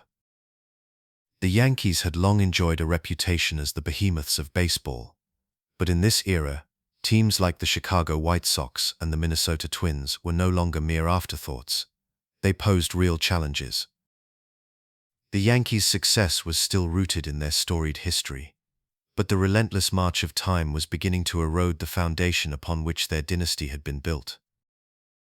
As the Yankees stepped onto the field for the World Series against the Los Angeles Dodgers, it became painfully clear that the team was not the same powerhouse that had dominated the sport in years past. The Dodgers, led by the brilliant pitching of Sandy Koufax, were a formidable opponent, and the series would prove to be a stark reminder of how quickly fortunes can change in baseball. The Yankees were swept in 4 games, each loss serving as a somber reflection of their vulnerabilities. The Dodgers' pitching staff was relentless, and the Yankees struggled to find answers at the plate. Koufax, in particular, was a daunting presence on the mound, showcasing a level of dominance that was hard to fathom. The Yankees managed only 3 runs in the entire series, a telling statistic that illuminated the chasm between the two teams. The sweep at the hands of the Dodgers was not merely a disappointment, it was a clarion call to the Yankees and their fans. The team's age was becoming a significant factor, as several key players were nearing the twilight of their careers. Icons like Mickey Mantle and Whitey Ford, who had been the cornerstones of the franchise, were showing signs of decline. Mantle, once a perennial threat at the plate, battled injuries throughout the season, and Ford, the ace of the pitching staff, was not the same pitcher who had led the Yankees to glory in previous years. The toll of countless games played and championships won was evident, and the dynasty that had once seemed invincible was now at a crossroads. In the wake of the World Series defeat, it became increasingly clear that the landscape of baseball was evolving. Teams that had previously struggled to keep pace with the Yankees were now gaining ground, fueled by a mix of emerging talent and strategic innovation. The Dodgers, with their emphasis on pitching and defense, represented a new model for success in Major League Baseball. The Yankees, who had long relied on their storied past and a certain mystique, were being challenged to adapt to a changing game. The league was no longer a place where the Yankees could simply assert their dominance. They were now part of a competitive environment that demanded constant evolution and resilience. As the Yankees reflected on the season, it was a moment of reckoning.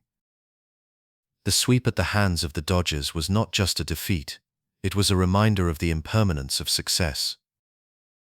The players who had once basked in the glory of championships were now faced with the reality of an uncertain future. Age, injuries, and the relentless march of time were beginning to take their toll, and the team that had once seemed invincible was now vulnerable. The whispers of change were in the air, and the Yankees would need to confront their challenges head-on if they hoped to reclaim their place at the pinnacle of baseball.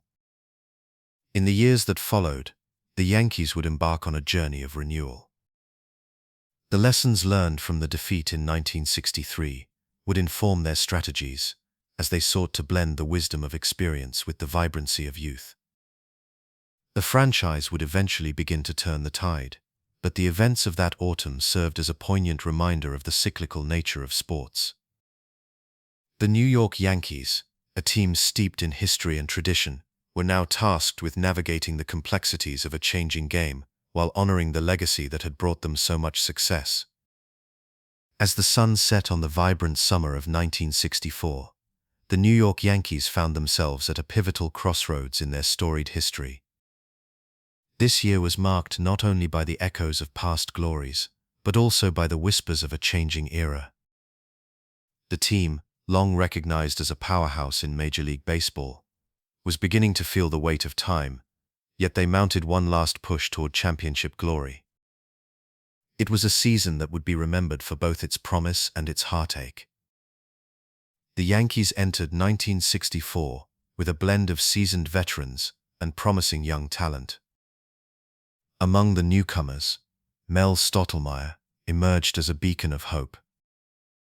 The right-handed pitcher, just 22 years old, was making his mark with a poise that belied his youth. Stottlemyre's fastball danced through the air, and his ability to command the mound quickly earned him the respect of his teammates and opponents alike. He was a product of the Yankees' farm system, a testament to the franchise's commitment to nurturing talent. As the season unfolded, Stottlemyre would become a crucial part of the Yankees' rotation, showcasing a maturity that belied his age. His calm demeanor and fierce competitiveness made him a favorite among fans, who could sense that they were witnessing the beginning of a remarkable career. As the summer nights rolled on, the Yankees were navigating a transition not only in their roster, but also in their leadership. Yogi Berra, the beloved catcher and a symbol of Yankee greatness, stepped into the role of manager during this season. Berra was no stranger to the pressures of leadership. He had been a guiding force on the field for years, known for his quick wit and profound insights into the game. His promotion to manager was both a celebration of his storied playing career and a challenge to navigate the complexities of leading a team in a time of change.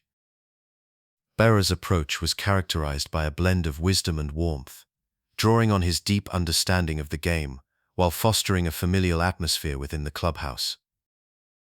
Players responded to his guidance, and his presence was a calming force amid the pressures of a demanding season.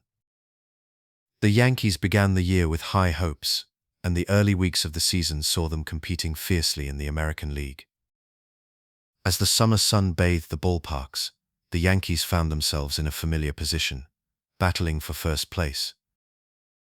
Yet, as the season progressed, it became evident that the competition was fierce. The Chicago White Sox and the Cleveland Indians were formidable opponents, pushing the Yankees to their limits. The team relied on the leadership of veterans like Mickey Mantle and Whitey Ford, who had woven their names into the fabric of Yankees history.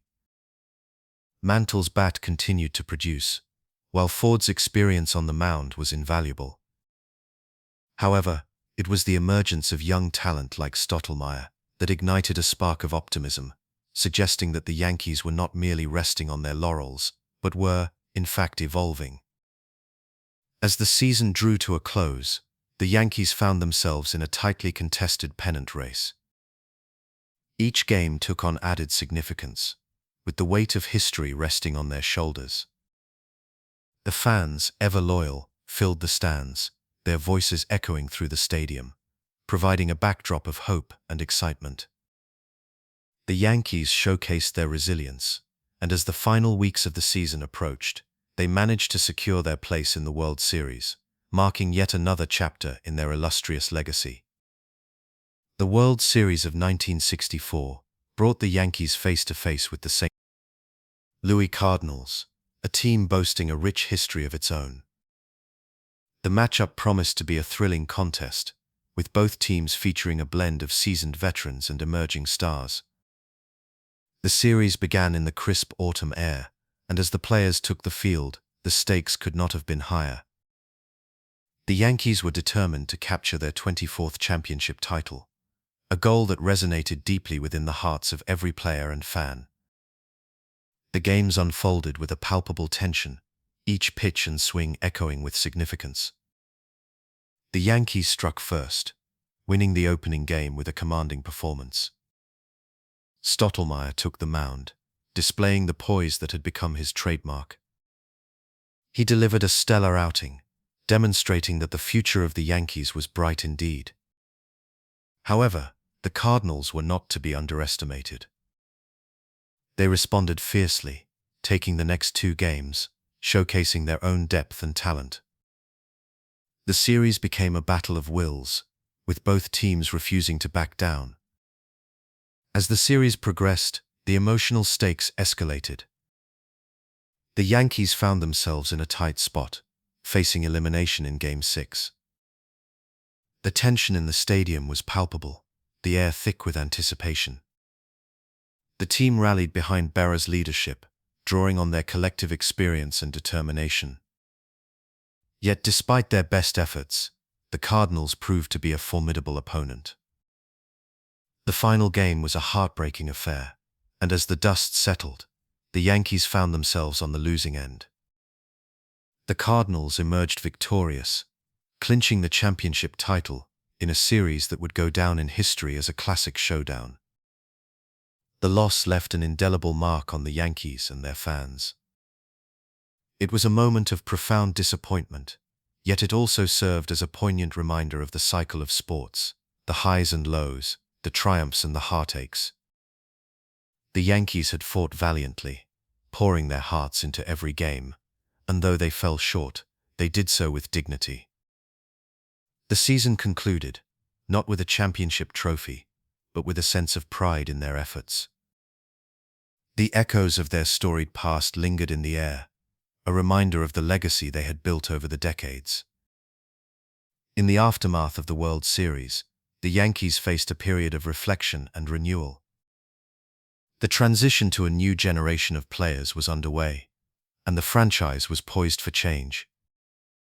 Stottlemyre would go on to become a cornerstone of the team, while Berra would continue to shape the organization in the years to come.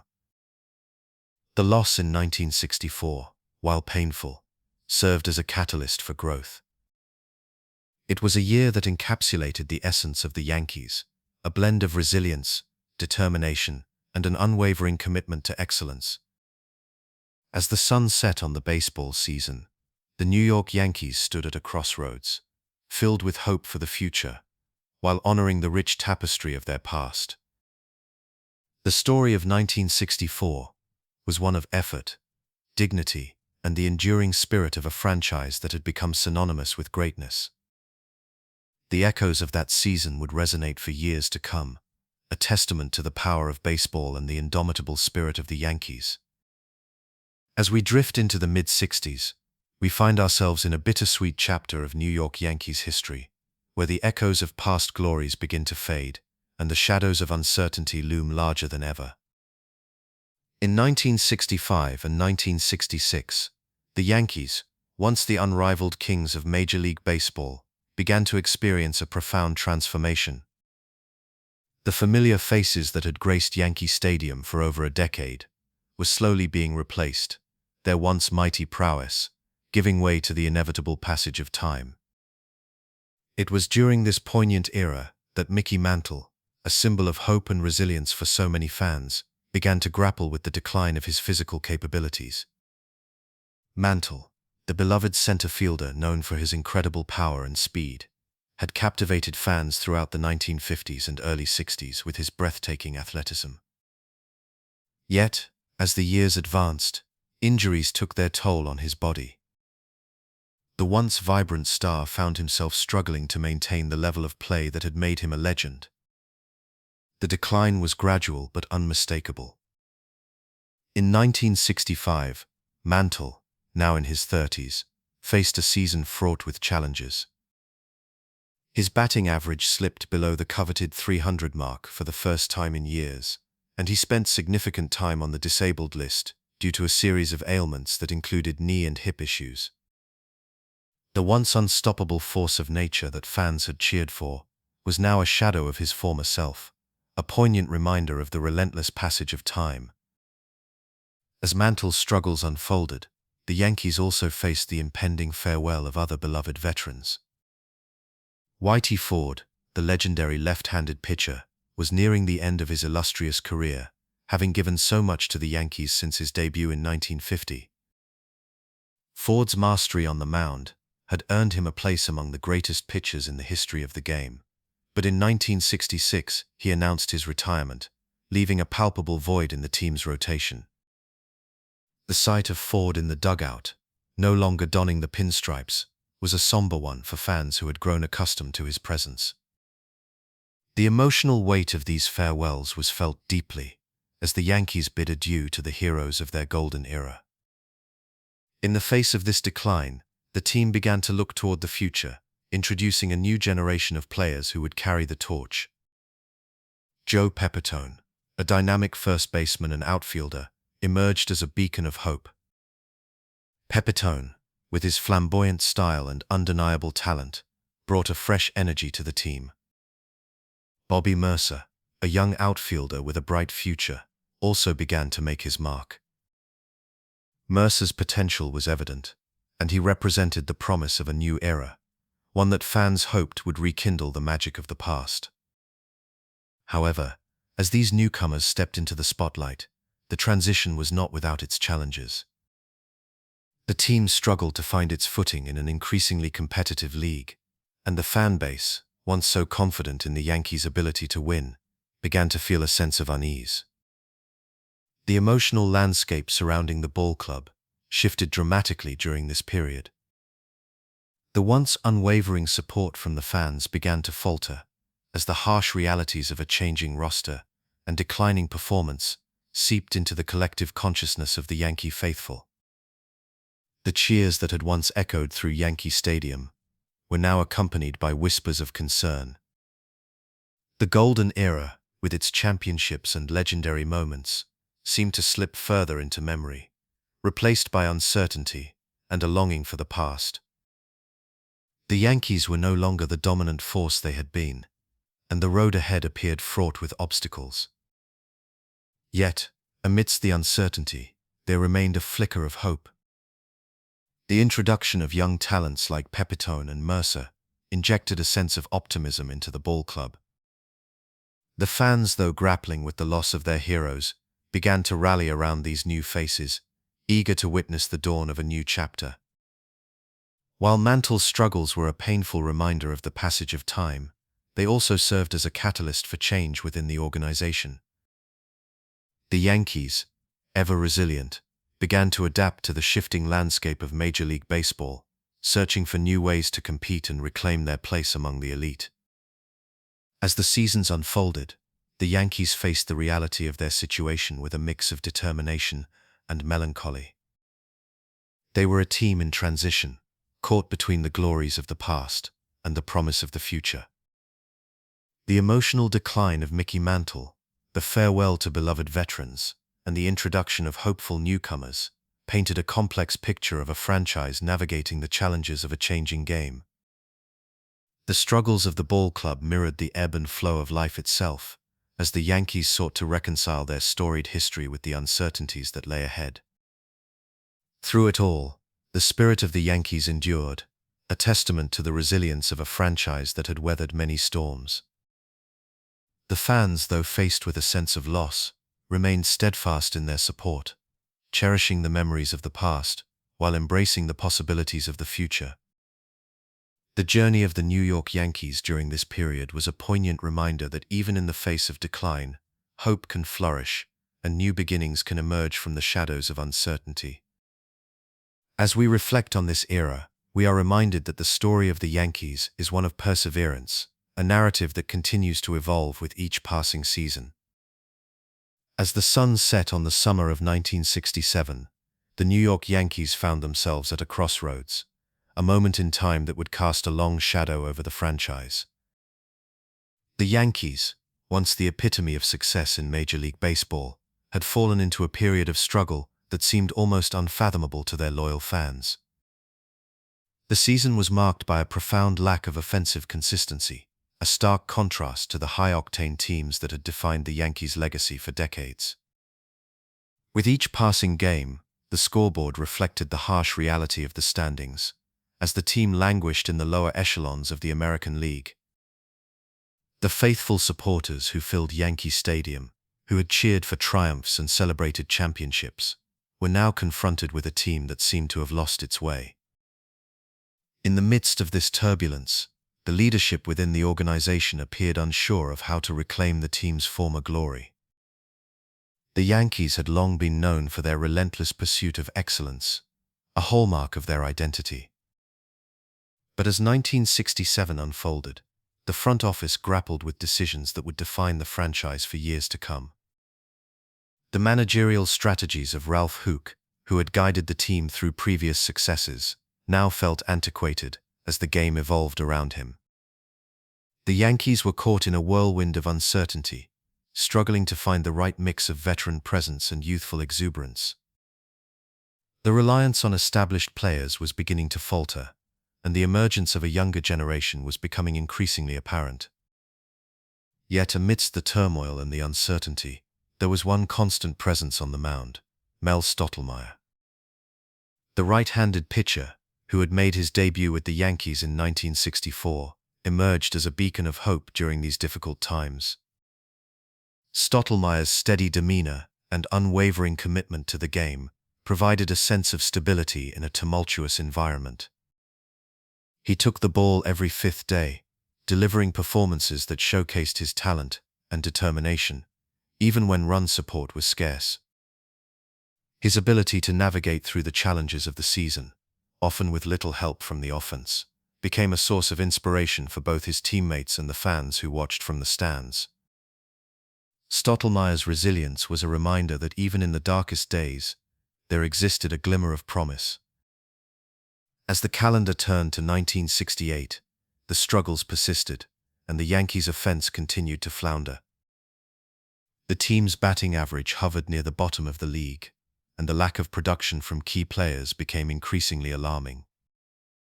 Veteran hitters who had once been the backbone of the lineup now faced the harsh realities of aging and declining performance. The whispers of discontent grew louder as fans questioned whether the franchise could reclaim its status as a powerhouse. Yet, amidst this backdrop of uncertainty, a new wave of talent began to emerge from the minor leagues, signaling the potential for renewal. Young players such as Roy White and Bobby Mercer began to step into the spotlight, showcasing their skills and hinting at a brighter future. Roy White, in particular, became a symbol of hope for the Yankees. With his graceful athleticism and keen eye at the plate, he represented the potential for a new era. As he took his place in left field, the fans began to rally around him, recognizing that he could be part of the solution to their woes. Bobby Mercer, a gifted center fielder, also emerged as a bright light amid the darkness. His charisma and talent resonated with the fan base, and the promise of youth began to replace the despair of the past few seasons. While the Yankees were still struggling to find their footing, the emergence of these young players breathed life into a franchise that had been gasping for air. Throughout this challenging period, the fans remained steadfast in their support. Even as the Yankees stumbled through the standings, the loyalty of the Bronx faithful never wavered. They filled Yankee Stadium, wearing their pinstripes with pride, undeterred by the team's struggles. The sense of community among the fans was palpable, as they shared in the highs and lows of the season. They understood that every franchise experiences ebbs and flows, and they held on to the hope that brighter days were on the horizon.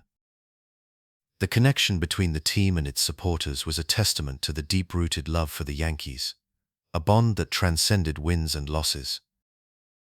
As 1968 drew to a close, the Yankees found themselves at yet another crossroads. The leadership, now acutely aware of the need for change, began to shift their focus toward rebuilding. The front office recognized that the future of the franchise lay not solely in the hands of aging veterans, but in the nurturing of young talent. The seeds of a new identity were being sown, and while the immediate results may not have been evident, the groundwork was being laid for a resurgence. In the years that followed, the lessons learned during this difficult stretch would prove invaluable. The Yankees would emerge from the shadows, fueled by the determination of their players and the unwavering support of their fans. Mel Stottlemyre's influence would linger, as his work ethic and dedication set a standard for future generations. The emergence of young stars like Roy White and Bobby Mercer would pave the way for a new era of success, one that would reinvigorate the franchise and restore its place among baseball's elite.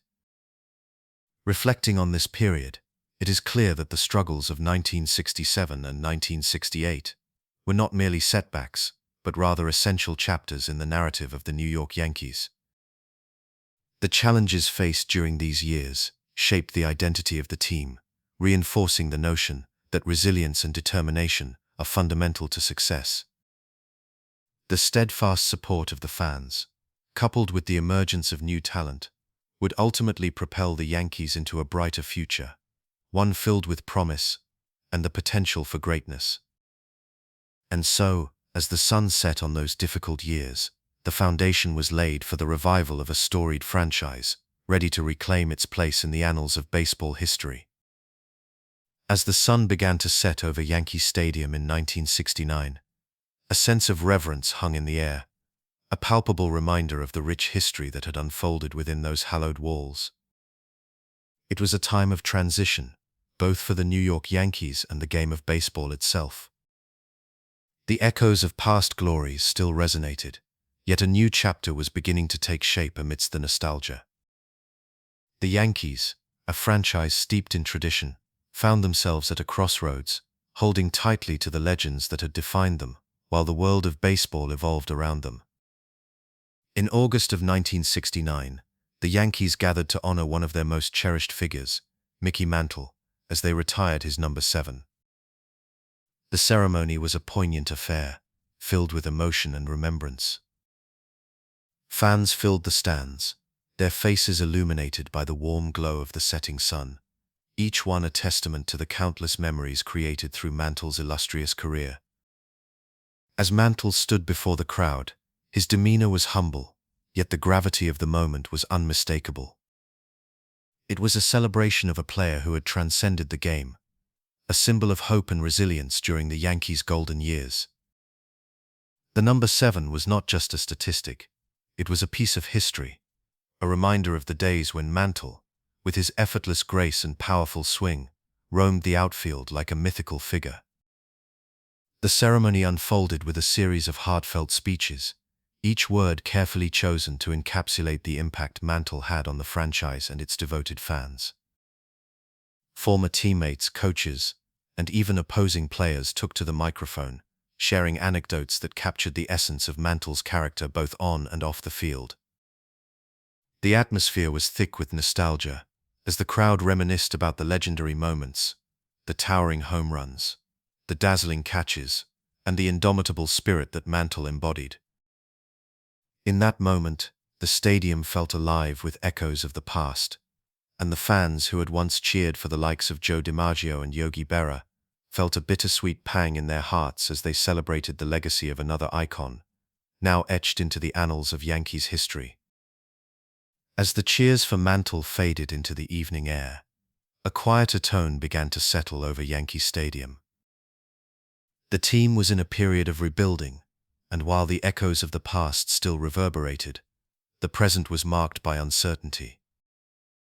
The Yankees had not reached the postseason since 1964, and the roster was shifting.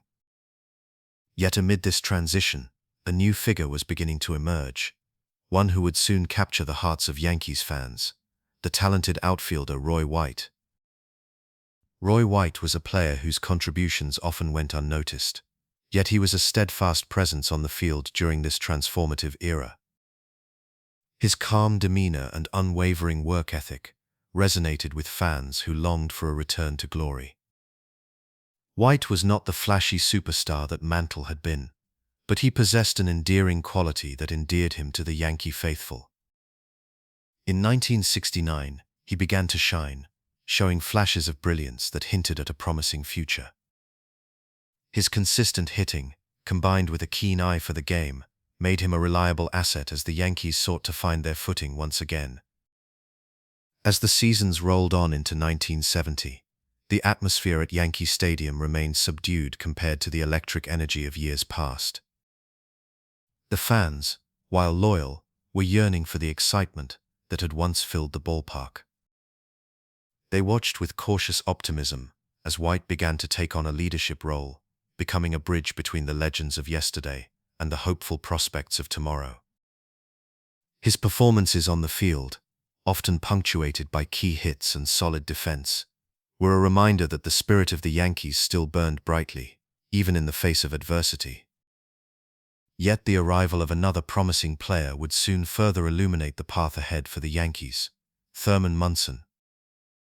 Drafted in 1968, Munson quickly made his mark as a catcher, with an intensity and determination that resonated deeply with fans. By 1970, he was establishing himself as a key player, infusing the team with a sense of urgency and grit that echoed the spirit of the franchise's storied past. Munson's presence behind the plate was not just about physical skill, it was about leadership, a quality that the Yankees desperately needed as they navigated the challenges of rebuilding.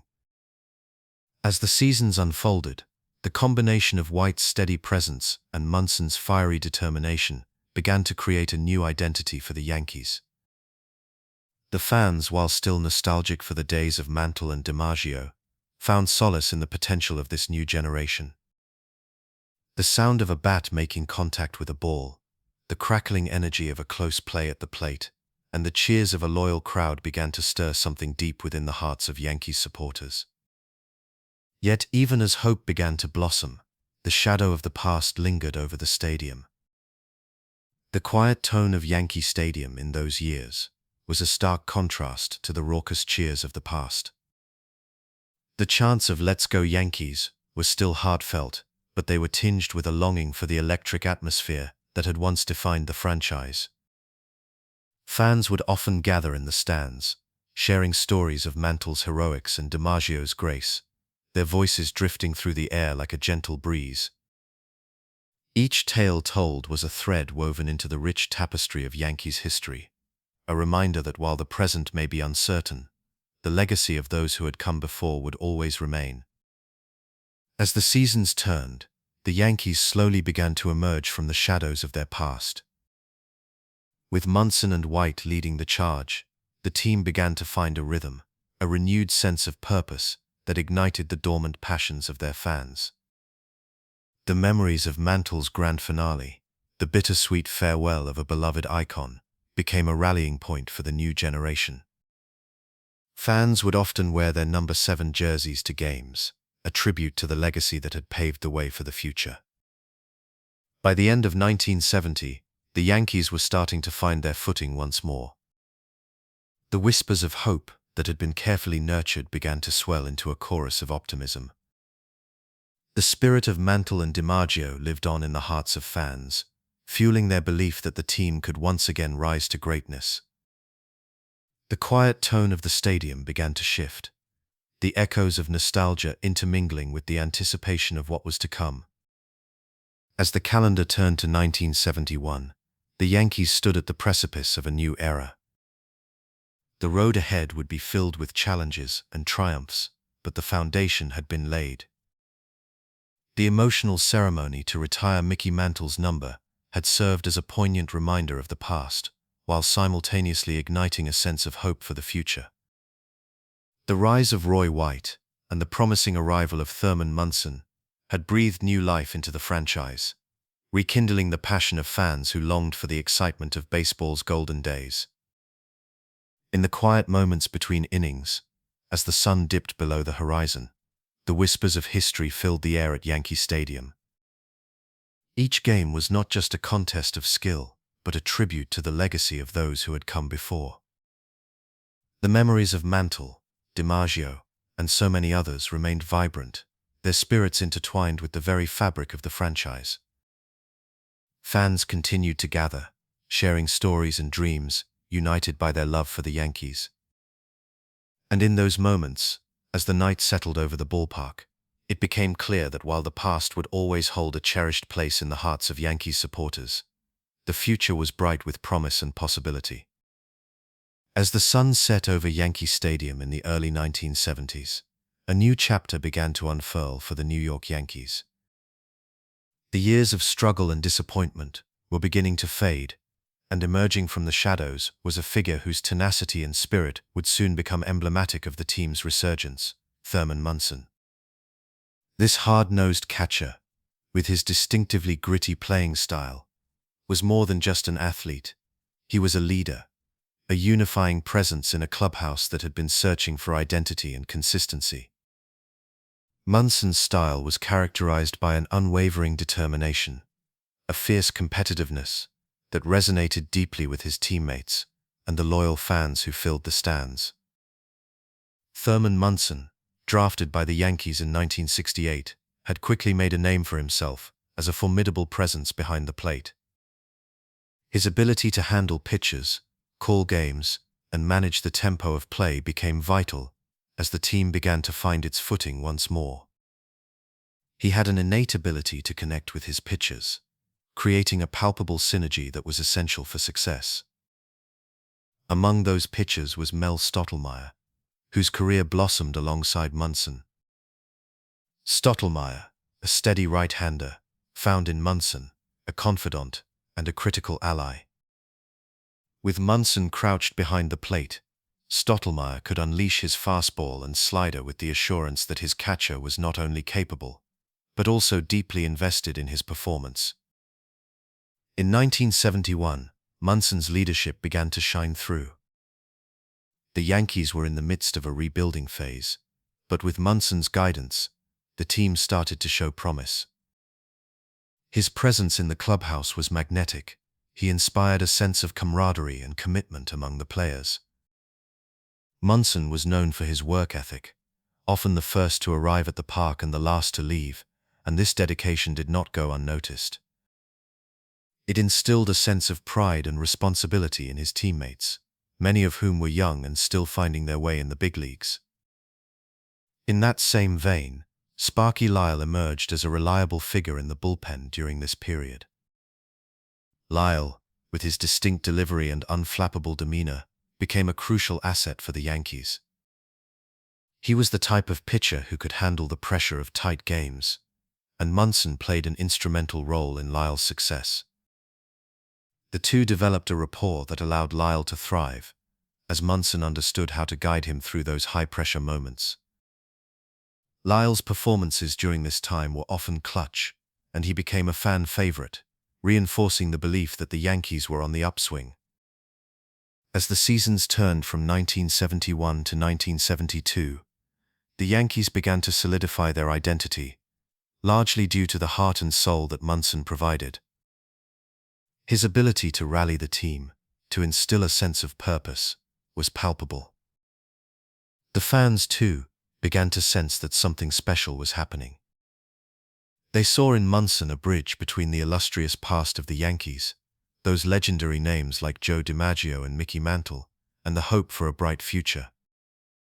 Munson was not only a player, he was a symbol of resilience, embodying the spirit that had made the Yankees a storied franchise.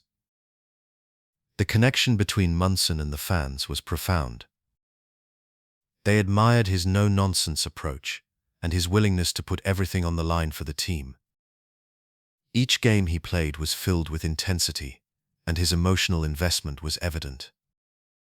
Munson played with a fire that ignited the crowd, and the cheers of the fans became a soundtrack to his journey.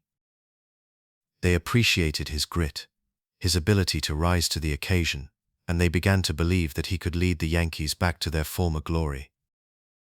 As the season progressed, the Yankees found themselves in more competitive games, and Munson's leadership was instrumental in navigating through the challenges. He was not just a player, he became a mentor to younger teammates who looked up to him for guidance. The chemistry in the clubhouse improved, and the players began to trust one another more. This newfound unity translated into better performances on the field, and the Yankees began to inch closer to contention. The summer of 1972 saw Munson's efforts come to fruition as he continued to excel behind the plate and at bat. His batting average hovered around the .300 mark, a testament to his skill and determination. Fans relished the sight of Munson barreling down the baseline, his uniform stained with dirt, embodying the essence of a true ball player. The Yankees were once again becoming a team that people wanted to watch, and much of that was attributed to Munson's relentless drive. As the season wore on, the Yankees faced their share of ups and downs. Yet through it all, Munson remained a constant, a steady heartbeat in a team still finding its way. His leadership was crucial in moments of adversity, and he managed to uplift his teammates during slumps and losing streaks. The players rallied around him, and slowly but surely, the Yankees started to gel. Munson's presence was felt even in the dugout, where his intense gaze and encouraging words provided the motivation needed to push through challenging moments. By the end of 1972, the Yankees had shown significant improvement, finishing the season with a sense of hope and possibility. Munson's impact was undeniable. He had become the linchpin of the team, a player who bridged the gap between the storied history of the Yankees and the promise of a new era. The fans began to see the Yankees as more than just a team. They were a family, and Munson was at the heart of it all. As the calendar turned to 1973, the momentum continued. Munson was named the American League Most Valuable Player, a recognition of his hard work and dedication. This accolade not only solidified his status as a top player in the league, but also reinforced his role as a leader within the Yankees organization. The fans embraced him even more, and their chants filled the stadium, echoing the love and admiration they held for their captain. In the backdrop of Munson's rise, the contributions of pitchers like Mel Stottlemyre and Sparky Lyle remained critical. Stottlemyre continued to perform at a high level, providing stability in the rotation, while Lyle became one of the most reliable closers in the league. Together, these players formed a core that would lay the foundation for future success. Through the lens of history, it is clear that the early 1970s were a transformative period for the New York Yankees. Thurman Munson's grit and determination behind the plate, paired with the contributions of his fellow players, breathed new life into a franchise that had been searching for its identity. As Yankee fans filled the stands, they were reminded of the team's storied past, while simultaneously being swept up in the excitement of a promising future. Munson became a symbol of hope, a player who not only played the game with passion, but also understood the importance of uniting a team that was poised to reclaim its place among baseball's elite. In the years that followed, the legacy of Thurman Munson would continue to resonate, a testament to the power of leadership, resilience, and the unbreakable spirit of the New York Yankees. As the sun began to set on the early 1970s, the New York Yankees found themselves at a crossroads, feeling the weight of their storied past as they navigated the challenges of a new era. The team, once the epitome of baseball excellence, had experienced a decline that left its loyal fan base yearning for the glory days of the past.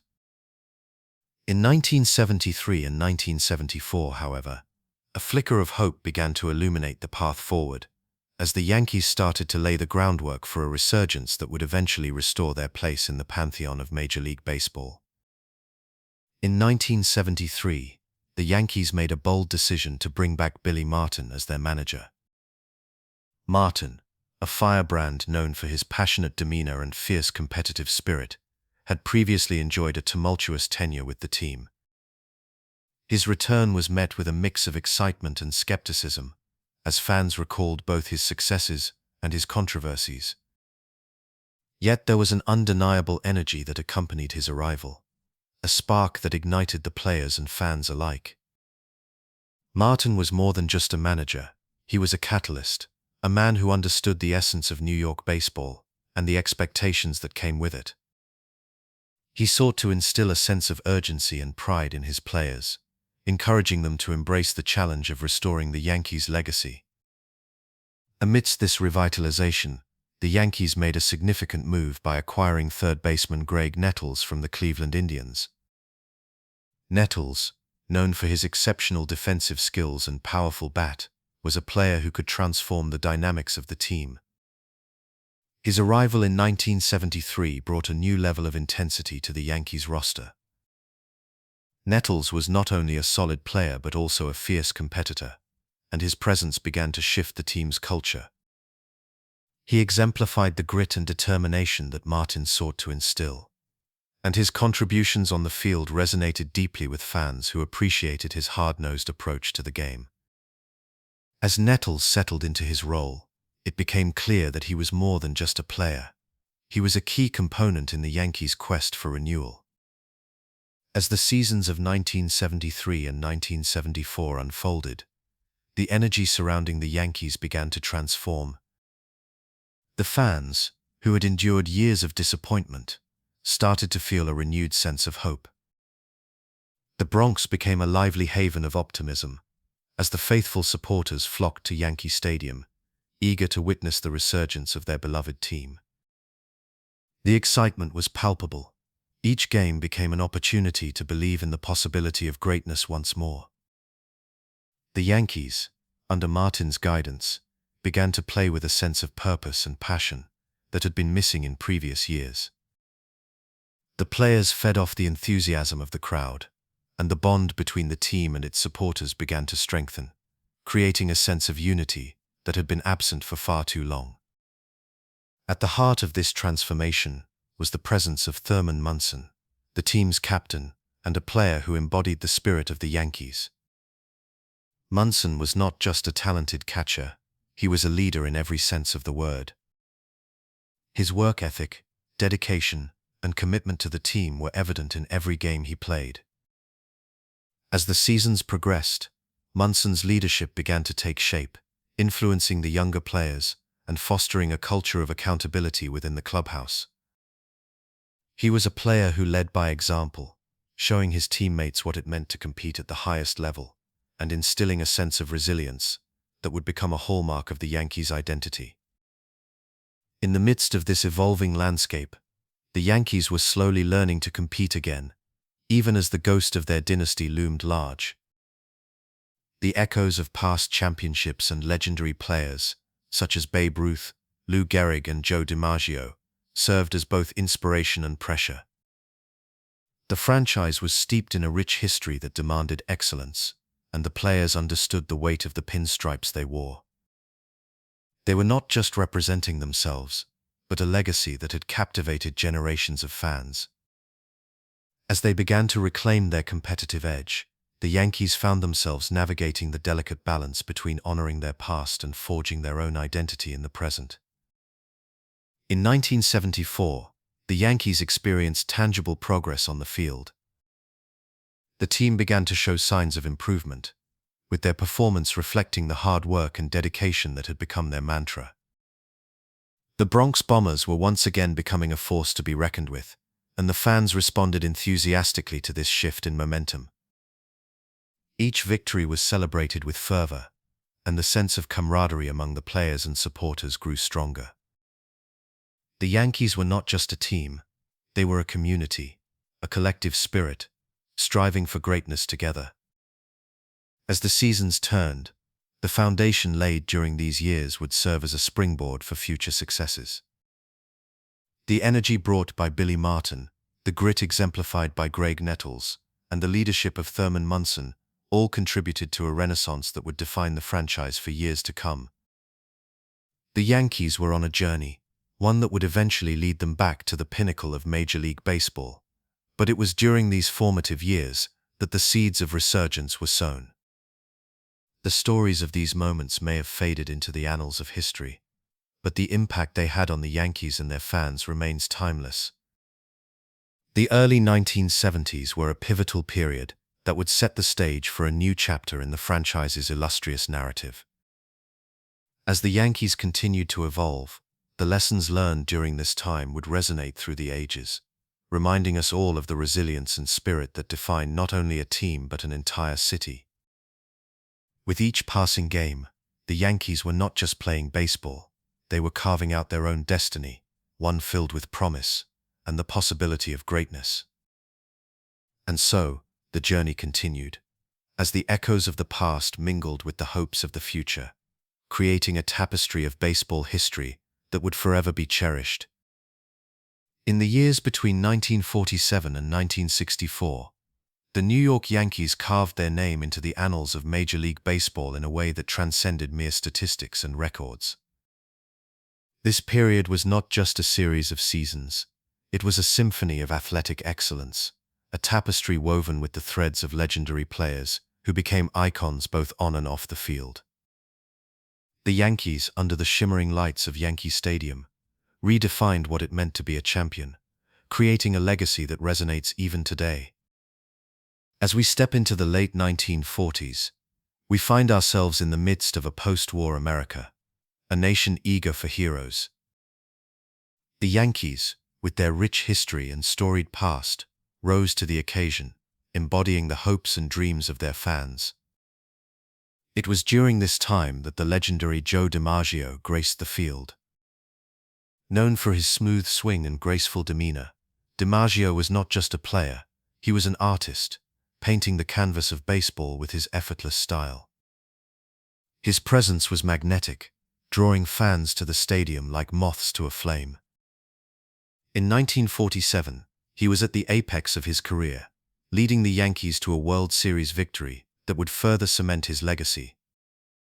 With each swing of the bat and every catch in the outfield, he solidified his status as a cultural icon. The sound of the bat connecting with the ball echoed through the stadium, sending ripples of excitement through the crowd, as fans celebrated the artistry of their hero. Transitioning into the 1950s, the Yankees continued to build upon their legacy, welcoming new stars into the fold. Among them was the indomitable Yogi Berra, a catcher whose wisdom and wit were only matched by his remarkable skills behind the plate. Berra's ability to perform in clutch situations was nothing short of extraordinary, and his famous phrase, "It ain't over till it's over," became a mantra for generations of fans. During this era, he played a pivotal role in leading the Yankees to 5 consecutive World Series championships from 1950 to 1954. Each October, as the crisp autumn air settled over the Bronx, Berra's steady presence provided a sense of calm to the team and its supporters. The rhythm of those victories became almost poetic, as the Yankees danced through the playoffs, their fans reveling in the euphoria of triumph year after year. As we drift into the mid-1950s, we encounter another luminary who would become synonymous with Yankees baseball, Mickey Mantle. With his powerful swing and electrifying speed, Mantle captured the imagination of fans across the nation. In 1956, he achieved the elusive Triple Crown, leading the American League in batting average, home runs, and runs batted in. His raw talent and competitive spirit resonated deeply with the fans, who saw a reflection of their own aspirations in this young star. Every time he stepped up to the plate, there was a palpable sense of anticipation, a collective breath held as the crowd waited for the crack of the bat. Mantle's impact extended beyond the statistics. He became a symbol of hope and resilience, embodying the very essence of the Yankees' ethos. In this golden age of Yankees baseball, the pitching staff was equally remarkable. Whitey Ford, a left-handed ace known as the chairman of the board, emerged as one of the most dominant pitchers of his time. His calm demeanor on the mound was a source of inspiration for his teammates, and his ability to perform under pressure made him a key figure in many of the Yankees' postseason successes. Ford's legacy is etched in the memories of fans who witnessed his masterful performances, particularly during the World Series, where he often seemed to rise above the moment, delivering clutch innings that would secure victory for the team. The synergy between Ford's pitching prowess and the explosive batting lineup created a harmonious balance that defined the Yankees' success during this era. As the years rolled on, the Yankees continued to maintain their status as a perennial powerhouse, capturing the imagination of fans near and far. The emotional connection that developed between the team and its supporters was profound. Fans would gather in living rooms, sports bars and stadiums alike, united by a common bond, an unwavering devotion to the pinstripes. The Yankees were more than just a baseball team. They represented a way of life, a source of pride for the city of New York and its surrounding communities. The excitement of October baseball became a cherished tradition, as families would come together to watch their beloved team chase yet another championship. The shared joy of victory and the collective heartbreak of defeat fostered a deep sense of belonging, weaving the fabric of the Yankees' legacy into the very soul of the city. The 1960s ushered in a new chapter for the Yankees, yet the echoes of the past still resonated. The team continued to draw upon the rich history established by legends like DiMaggio, Berra, Ford, and Mantle. In 1961, the Yankees welcomed a new hero in Roger Maris, who would go on to break Babe Ruth's single-season home run record, a moment that sent shockwaves through the baseball world. The excitement surrounding Maris and his pursuit of the record captivated fans, and the summer of 1961 became a timeless memory for those who witnessed it. The atmosphere in Yankee Stadium was electric, with each game feeling like a celebration of the sport itself. Fans rallied behind Maris, their hopes and dreams intertwined with his quest for greatness. As we reflect on this unforgettable era, it becomes clear that the years between 1947 and 1964 were not just about victories on the field, They were about the creation of a legacy that would endure through the ages.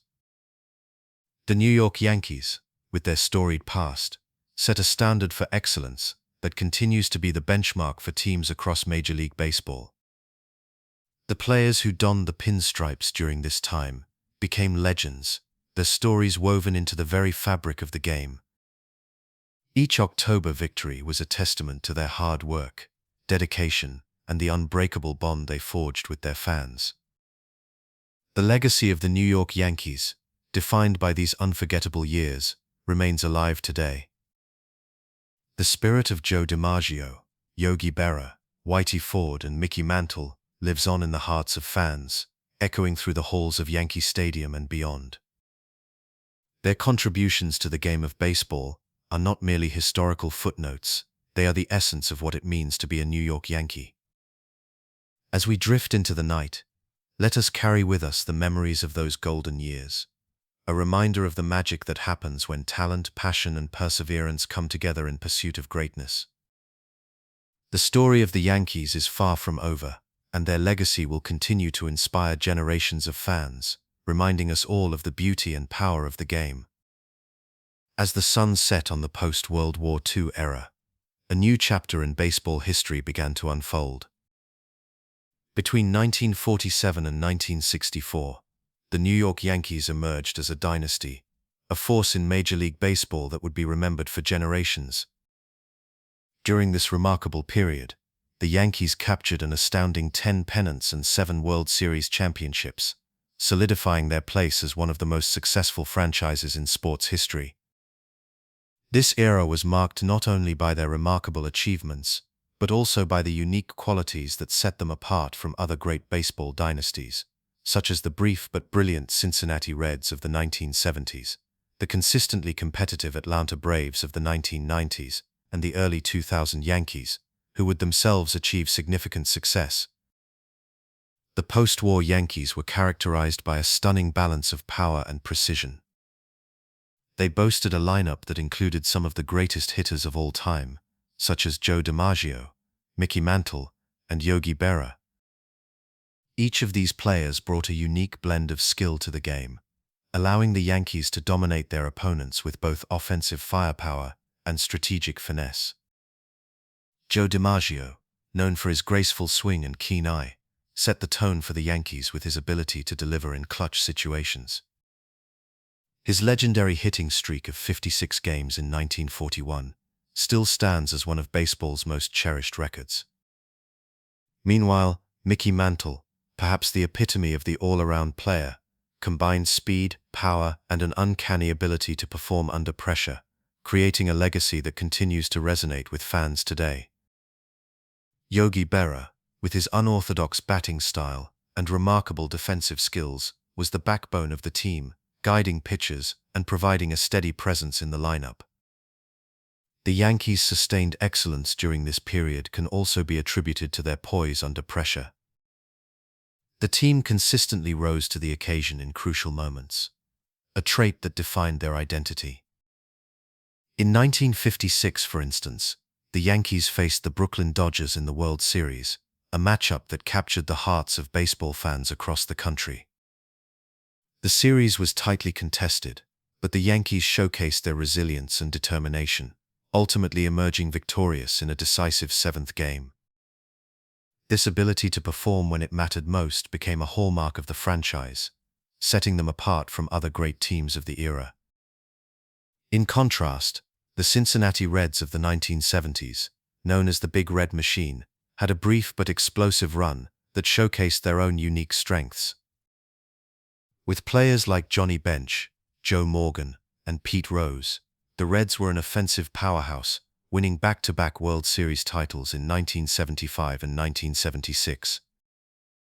Their style of play was aggressive and fast-paced, emphasizing base running and contact hitting. However, unlike the Yankees, who maintained a high level of performance over nearly 2 decades, the Reds' dominance was concentrated within a few short years.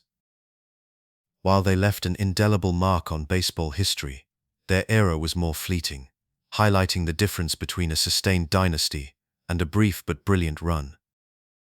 The Atlanta Braves of the 1990s also provide an interesting contrast to the Yankees.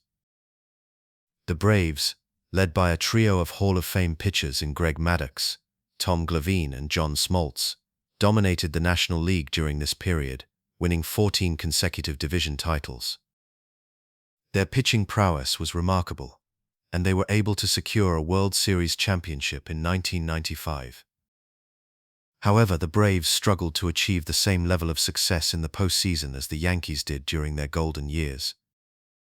While the Braves were consistently competitive, their inability to convert regular season success into multiple championships revealed a vulnerability that the Yankees had largely overcome through their experience and mental fortitude.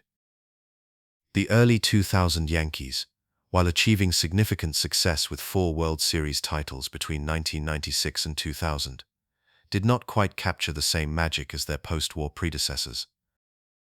The roster featured legendary players like Derek Jeter, Bernie Williams, and Mariano Rivera, and they played with a similar sense of confidence and determination that characterized the Yankees of the previous era.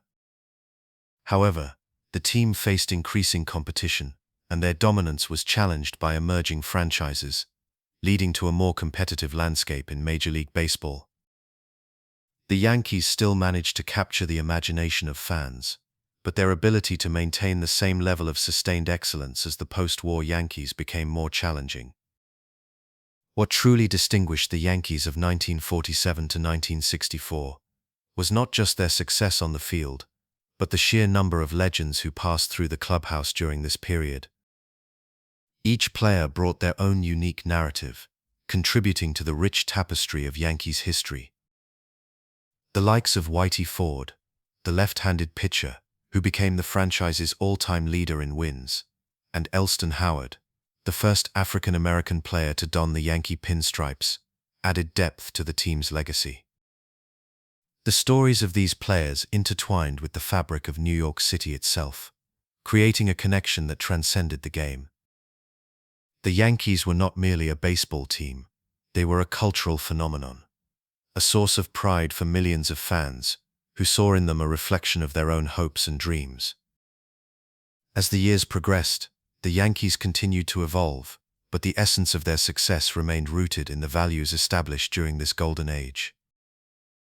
The balance of power and precision, the poise under pressure, and the presence of legends all contributed to a legacy that would endure long after the final out of a game. The franchise became synonymous with excellence, and their ability to adapt and thrive in an ever-changing landscape of baseball ensured their place in the annals of sports history.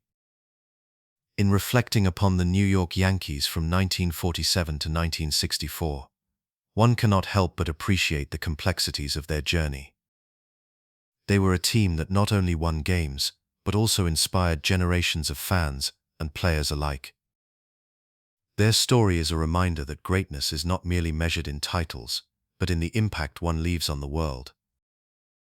The Yankees, with their rich history and remarkable achievements, continue to be a beacon of excellence in the realm of sports, a testament to what can be accomplished through hard work, resilience, and an unwavering commitment to success.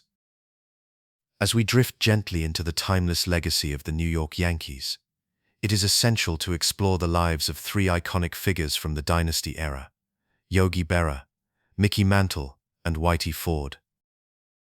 These men not only defined a generation of baseball, but also carved out remarkable post-playing careers that would keep them intertwined with the game and its devoted fans. Yogi Berra, a name synonymous with the New York Yankees, transitioned from player to coach with a grace that mirrored his legendary presence on the field.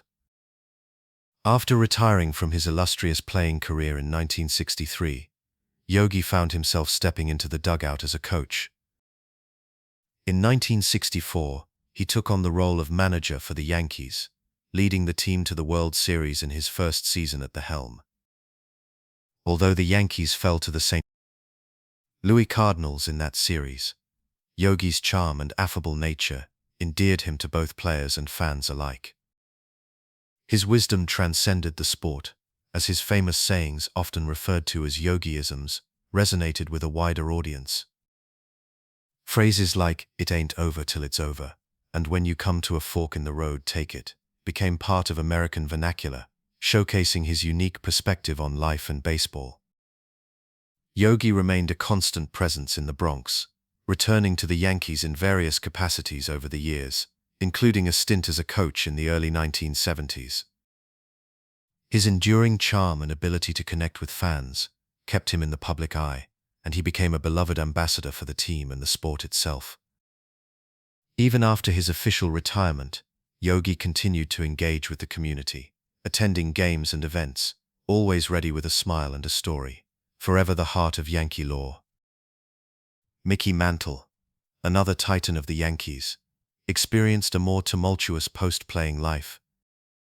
Mantle, known for his incredible athleticism and powerful swing, retired in 1968. However, the years following his retirement were filled with personal battles that often overshadowed his baseball achievements. Mantle struggled with alcoholism, a challenge that haunted him throughout his life. Despite these struggles, he remained a beloved figure, captivating fans with his honesty and vulnerability. In 1983, he made a heartfelt appearance on national television, candidly discussing his battles with addiction. This honesty endeared him further to the public, as fans appreciated his willingness to share his struggles. Mantle's reflections on his playing days were tinged with a deep sense of nostalgia, often reminiscing about the thrill of playing in Yankee Stadium, the camaraderie of his teammates, and the love he felt from the fans. In the years leading up to his passing in 1995, Mantle sought redemption, becoming an advocate for alcohol awareness and recovery. His legacy, marked by both brilliance on the field and a poignant journey off it, remains a testament to the complexity of human experience, reminding us that even the greatest athletes are not immune to life's challenges. Whitey Ford, known affectionately as the chairman of the board, also carved out a meaningful post-playing life. After retiring in 1967, Ford's connection to the Yankees and the city of New York remained strong. He became a cherished figure in the organization, serving as a special advisor and pitching coach, sharing his wealth of knowledge with the next generation of players. Ford's legacy was not just in his statistics, his record for most wins in World Series history, but in his deep bond with the city itself. He often participated in community events, charity functions, and old-timers games, where fans could see their beloved star in a relaxed, nostalgic setting. Ford's love for the Yankees and the city was palpable. He often spoke about how playing for the Yankees was not just a job but a way of life. His deep connections with fans were reflected in the warmth of his interactions, whether it was signing autographs, sharing stories from his playing days, or simply being present at the ballpark. In 1996, Ford was honored as part of the Yankees' celebration of their historic past, a testament to his enduring legacy in the franchise's rich history.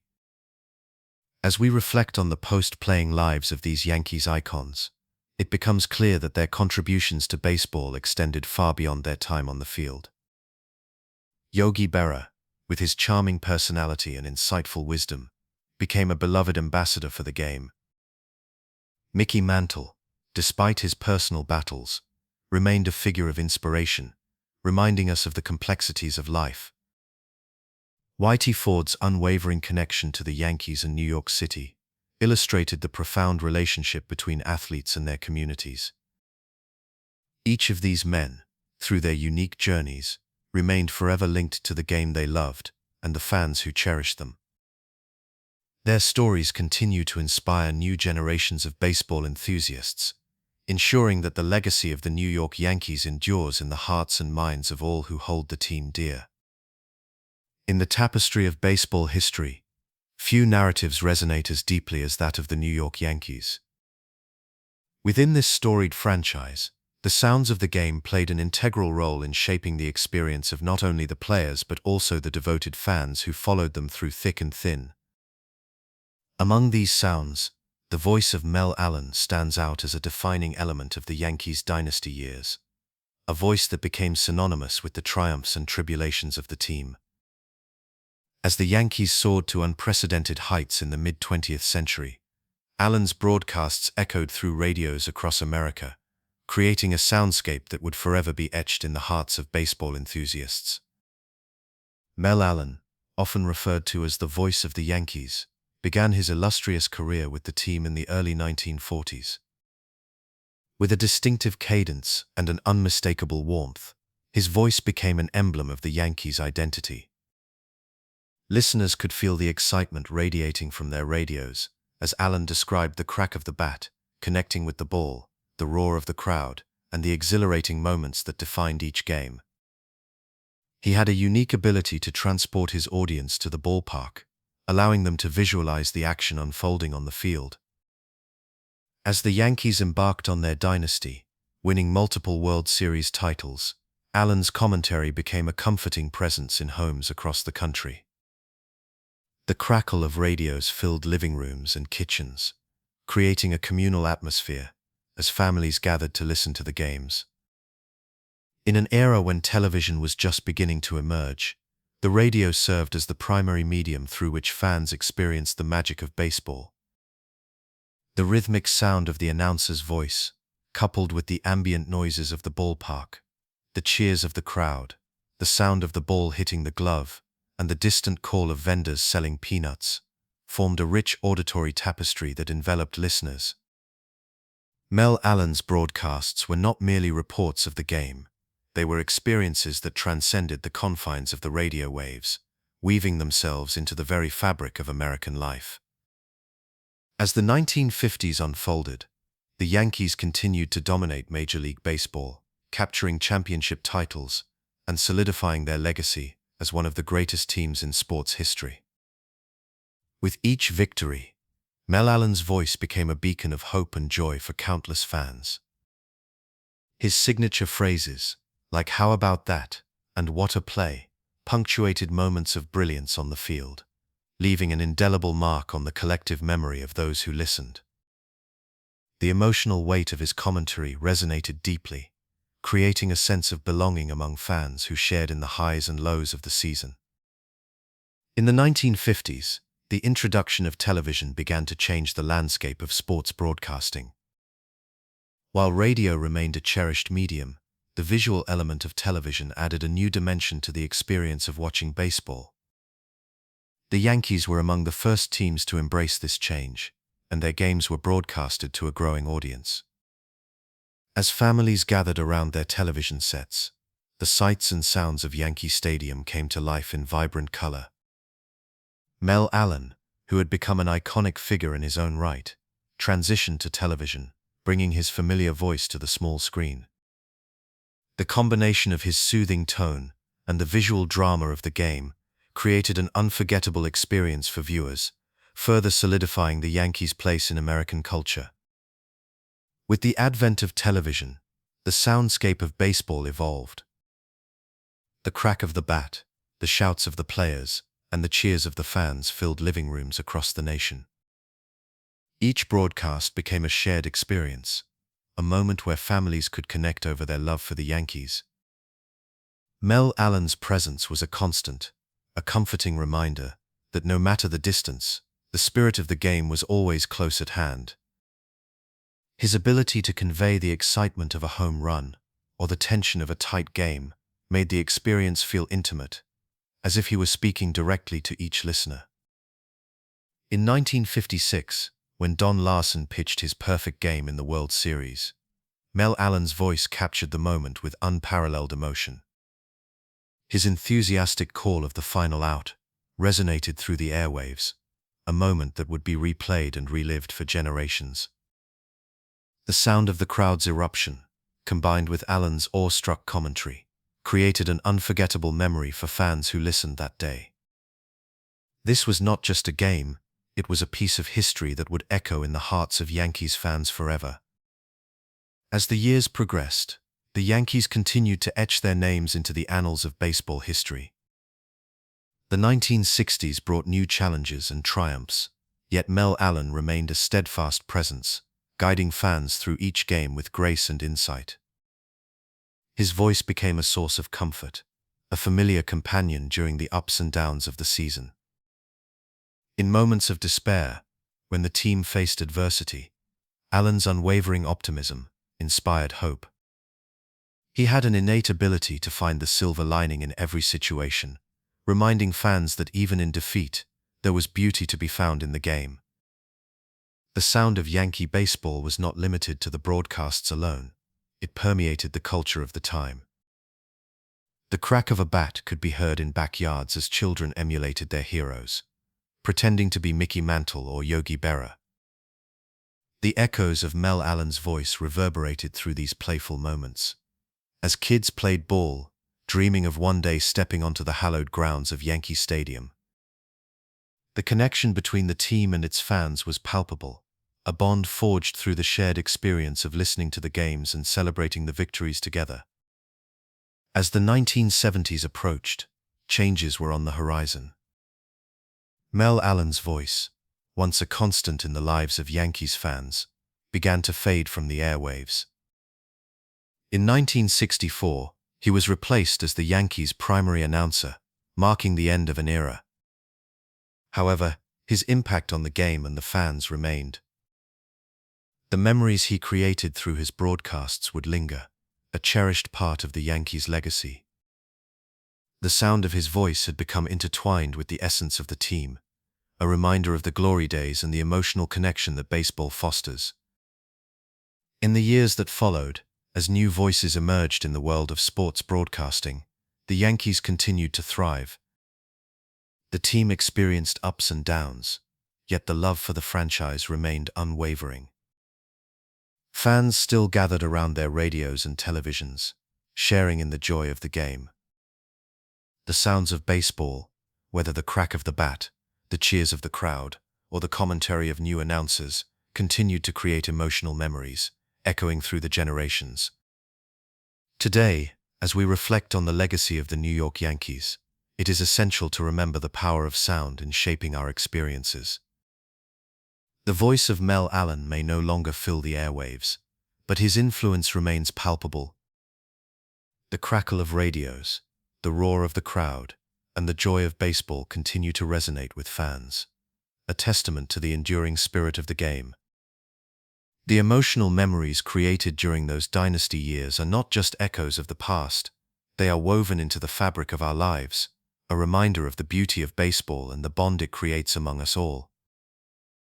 As you step into Yankee Stadium, you are enveloped by an atmosphere that feels almost sacred.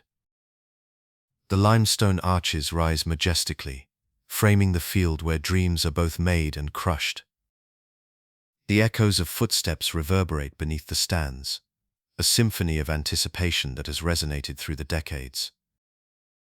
It is a place where history is not just remembered but lived, with every corner of the stadium steeped in tales of triumph and heartbreak.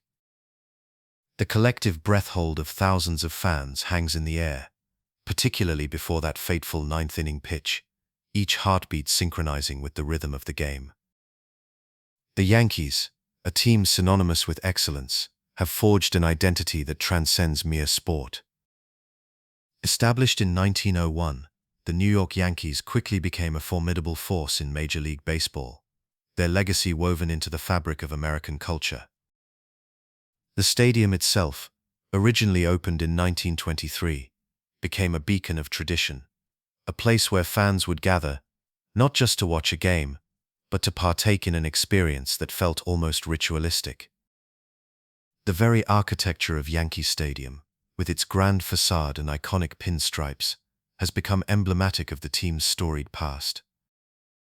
As you wander through the stadium, the smell of hot dogs and popcorn wafts through the air, a familiar scent that evokes memories of countless summer afternoons. The cheers of the crowd build like a wave, cresting with each hit, each strikeout, and each stolen base.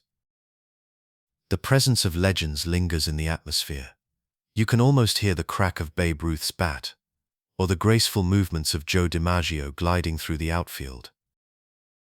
These figures are not merely players, they are part of a lineage that has shaped the sport itself.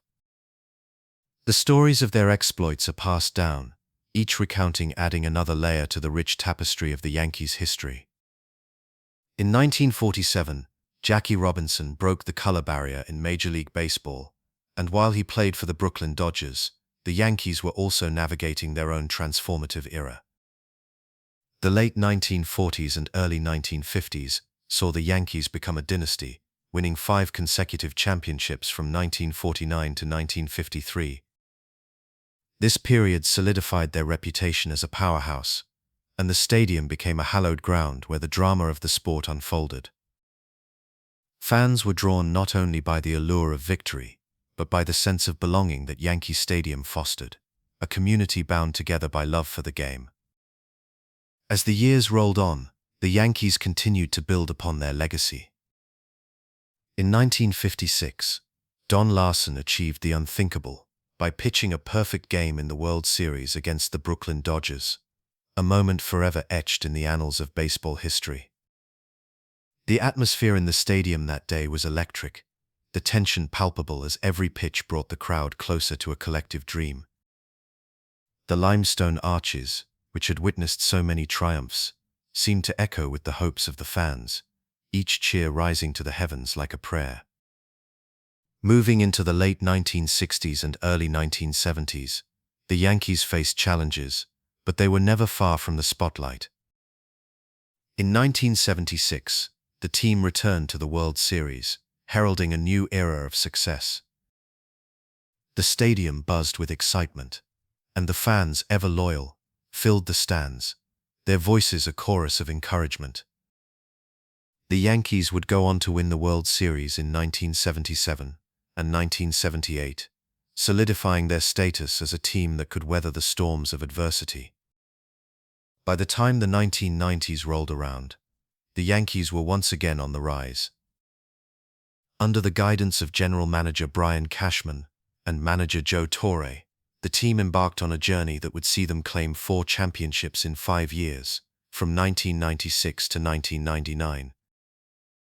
The stadium became a cauldron of emotion, with fans holding their breath as the team danced between glory and despair. The iconic moments from this era, such as the unforgettable home run by Derek Jeter in the 2001 World Series, became part of the collective memory of the franchise and its supporters. As the new millennium dawned, the Yankees continued to captivate audiences with their relentless pursuit of excellence. In 2009, they captured their 27th championship, a testament to their enduring legacy. The new Yankee Stadium, which opened in 2009, brought with it modern amenities while still paying homage to the history of the original. The spirit of the past lives on in this new structure, and the fans who fill the seats each season carry the weight of tradition on their shoulders. The experience of watching a game at Yankee Stadium is unlike any other. It is a blend of nostalgia and excitement, a place where the past and present converge. Every game is a reminder of the players who have graced the field, the moments that have defined generations, and the unwavering support of the fans. The limestone arches stand as guardians of this legacy, sheltering the dreams of those who enter. As the sun sets and the lights of the stadium flicker on, a hush falls over the crowd. The crack of the bat resonates through the air, and the collective heartbeat of the audience quickens. It is a moment of connection, a shared experience that transcends age and background. In these moments, the stadium transforms into a sanctuary, where the outside world fades away, and all that matters is the game unfolding before you. The New York Yankees are more than just a baseball team. They are a symbol of tradition, resilience, and hope. Their history is rich with stories of triumph and adversity, and the very fabric of Yankee Stadium is woven with the memories of those who have come to witness the magic. As the night deepens and the final innings unfold, the echoes of the past linger in the air, a reminder that each game is not just a contest of skill, but a celebration of the enduring spirit of baseball. As we delve into the history of the New York Yankees, we find ourselves enveloped in a rich tapestry of triumph, resilience, and an unwavering standard of excellence that has transcended generations. The period from 1947 to 1964 stands as a testament to what it means to be the pinnacle of baseball achievement. During these years, the Yankees not only dominated the field, but also carved a legacy that continues to shape the way we perceive greatness in the sport. In 1947, the Yankees were already well established as a powerhouse, having claimed their first championship in 1923. With a roster filled with talent, they entered a new era, marked by the arrival of remarkable figures, including the legendary Joe DiMaggio. This era was defined by an unwavering commitment to winning, a characteristic that would become synonymous with the Yankees' identity. The team would go on to capture the World Series title in 1947, setting the stage for a remarkable dynasty that would unfold over the next 2 decades. As we glide through the late 40s and into the 50s, we witness the emergence of a team that would dominate the landscape of Major League Baseball. The Yankees claimed the pennant in 1949 and continued to build upon their legacy with incredible consistency. The roster was adorned with stars such as Mickey Mantle, Yogi Berra, and Whitey Ford, each contributing to a narrative of excellence that would become the gold standard in the sport. The Yankees won 5 consecutive championships from 1949 to 1953, a feat that remains unmatched in the annals of baseball history.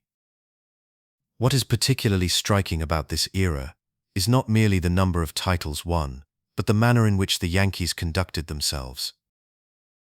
They played with an elegance and a sense of purpose that resonated deeply with fans and players alike. Each game became a showcase of skill, determination, and an unwavering belief in the team's ability to overcome any challenge. The collective spirit of the Yankees became a symbol of hope and resilience, a beacon for those who dared to dream of greatness. Transitioning into the mid-50s, we find ourselves amidst a cultural shift in America, and the Yankees were at the forefront of this change. They became more than just a baseball team. They transformed into an integral part of the American fabric. The games were filled with excitement, and the pinstripes became a symbol of aspiration. The Yankees' success was mirrored in the lives of their fans, who found solace and joy in their victories. The franchise's ability to connect with the emotions of its supporters solidified its place in the hearts of many, ensuring that the stories of this era would be passed down from generation to generation. As we reach the dawn of the 60s, the Yankees continued to embody excellence. The team captured the World Series title in 1961, a year that brought with it the unforgettable home run chase between Mickey Mantle and Roger Maris. This remarkable narrative not only captured the attention of the nation, but also became a part of the rich lore surrounding the Yankees. The pursuit of greatness was palpable, and the excitement surrounding the team reached fever pitch. The Yankees would go on to win the championship once more in 1962, further solidifying their status as the preeminent franchise in baseball history. It was during these years that the concept of a dynasty took on a new meaning, as the Yankees set a benchmark for all teams to aspire to. The standard of excellence established during this time continues to influence how we measure greatness in baseball today. When modern teams strive for success, they are inevitably compared to the achievements of the Yankees during this golden age, and the weight of that comparison is significant. In the years that followed, the Yankees' legacy would endure, as the stories from the 1940s to the 1960s continued to be retold, echoing through the halls of baseball history. The pinstripes became a symbol not only of victory, but also of resilience, a reminder of what it means to strive for excellence. The emotional resonance of this period is palpable, as fans reminisce about the moments that defined their childhoods and shaped their understanding of the game. Even as we find ourselves in an era filled with new stars and shifting dynamics, the impact of the Yankees dynasty remains evident. Each time a player dons the iconic pinstripes, they are reminded of the legacy they carry with them. The expectations are high, and the pressure is palpable, but it is precisely this history that fuels the ambition of those who step onto the field. The stories of legends like Lou Gehrig, Babe Ruth, and Derek Jeter serve as guiding lights for current and future generations, reminding them of the greatness that is possible when one wears the Yankees' colors. As we reflect on the significance of this dynasty, we see that it is not just about the championships won or the records set. It is about the culture of excellence that has been cultivated over the years. The Yankees have created an environment where greatness is not just an aspiration, but an expectation. This ethos continues to resonate with fans and players alike, as they seek to honor the legacy of those who came before them. In conclusion, the New York Yankees dynasty from 1947 to 1964 remains a cornerstone of baseball history, a wellspring of inspiration that continues to influence the game today.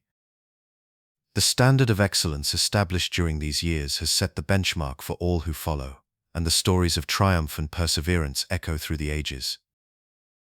The emotional connection forged during this time has woven the fabric of the Yankees' identity, creating a mythology that endures, inviting new generations to embrace the spirit of the pinstripes.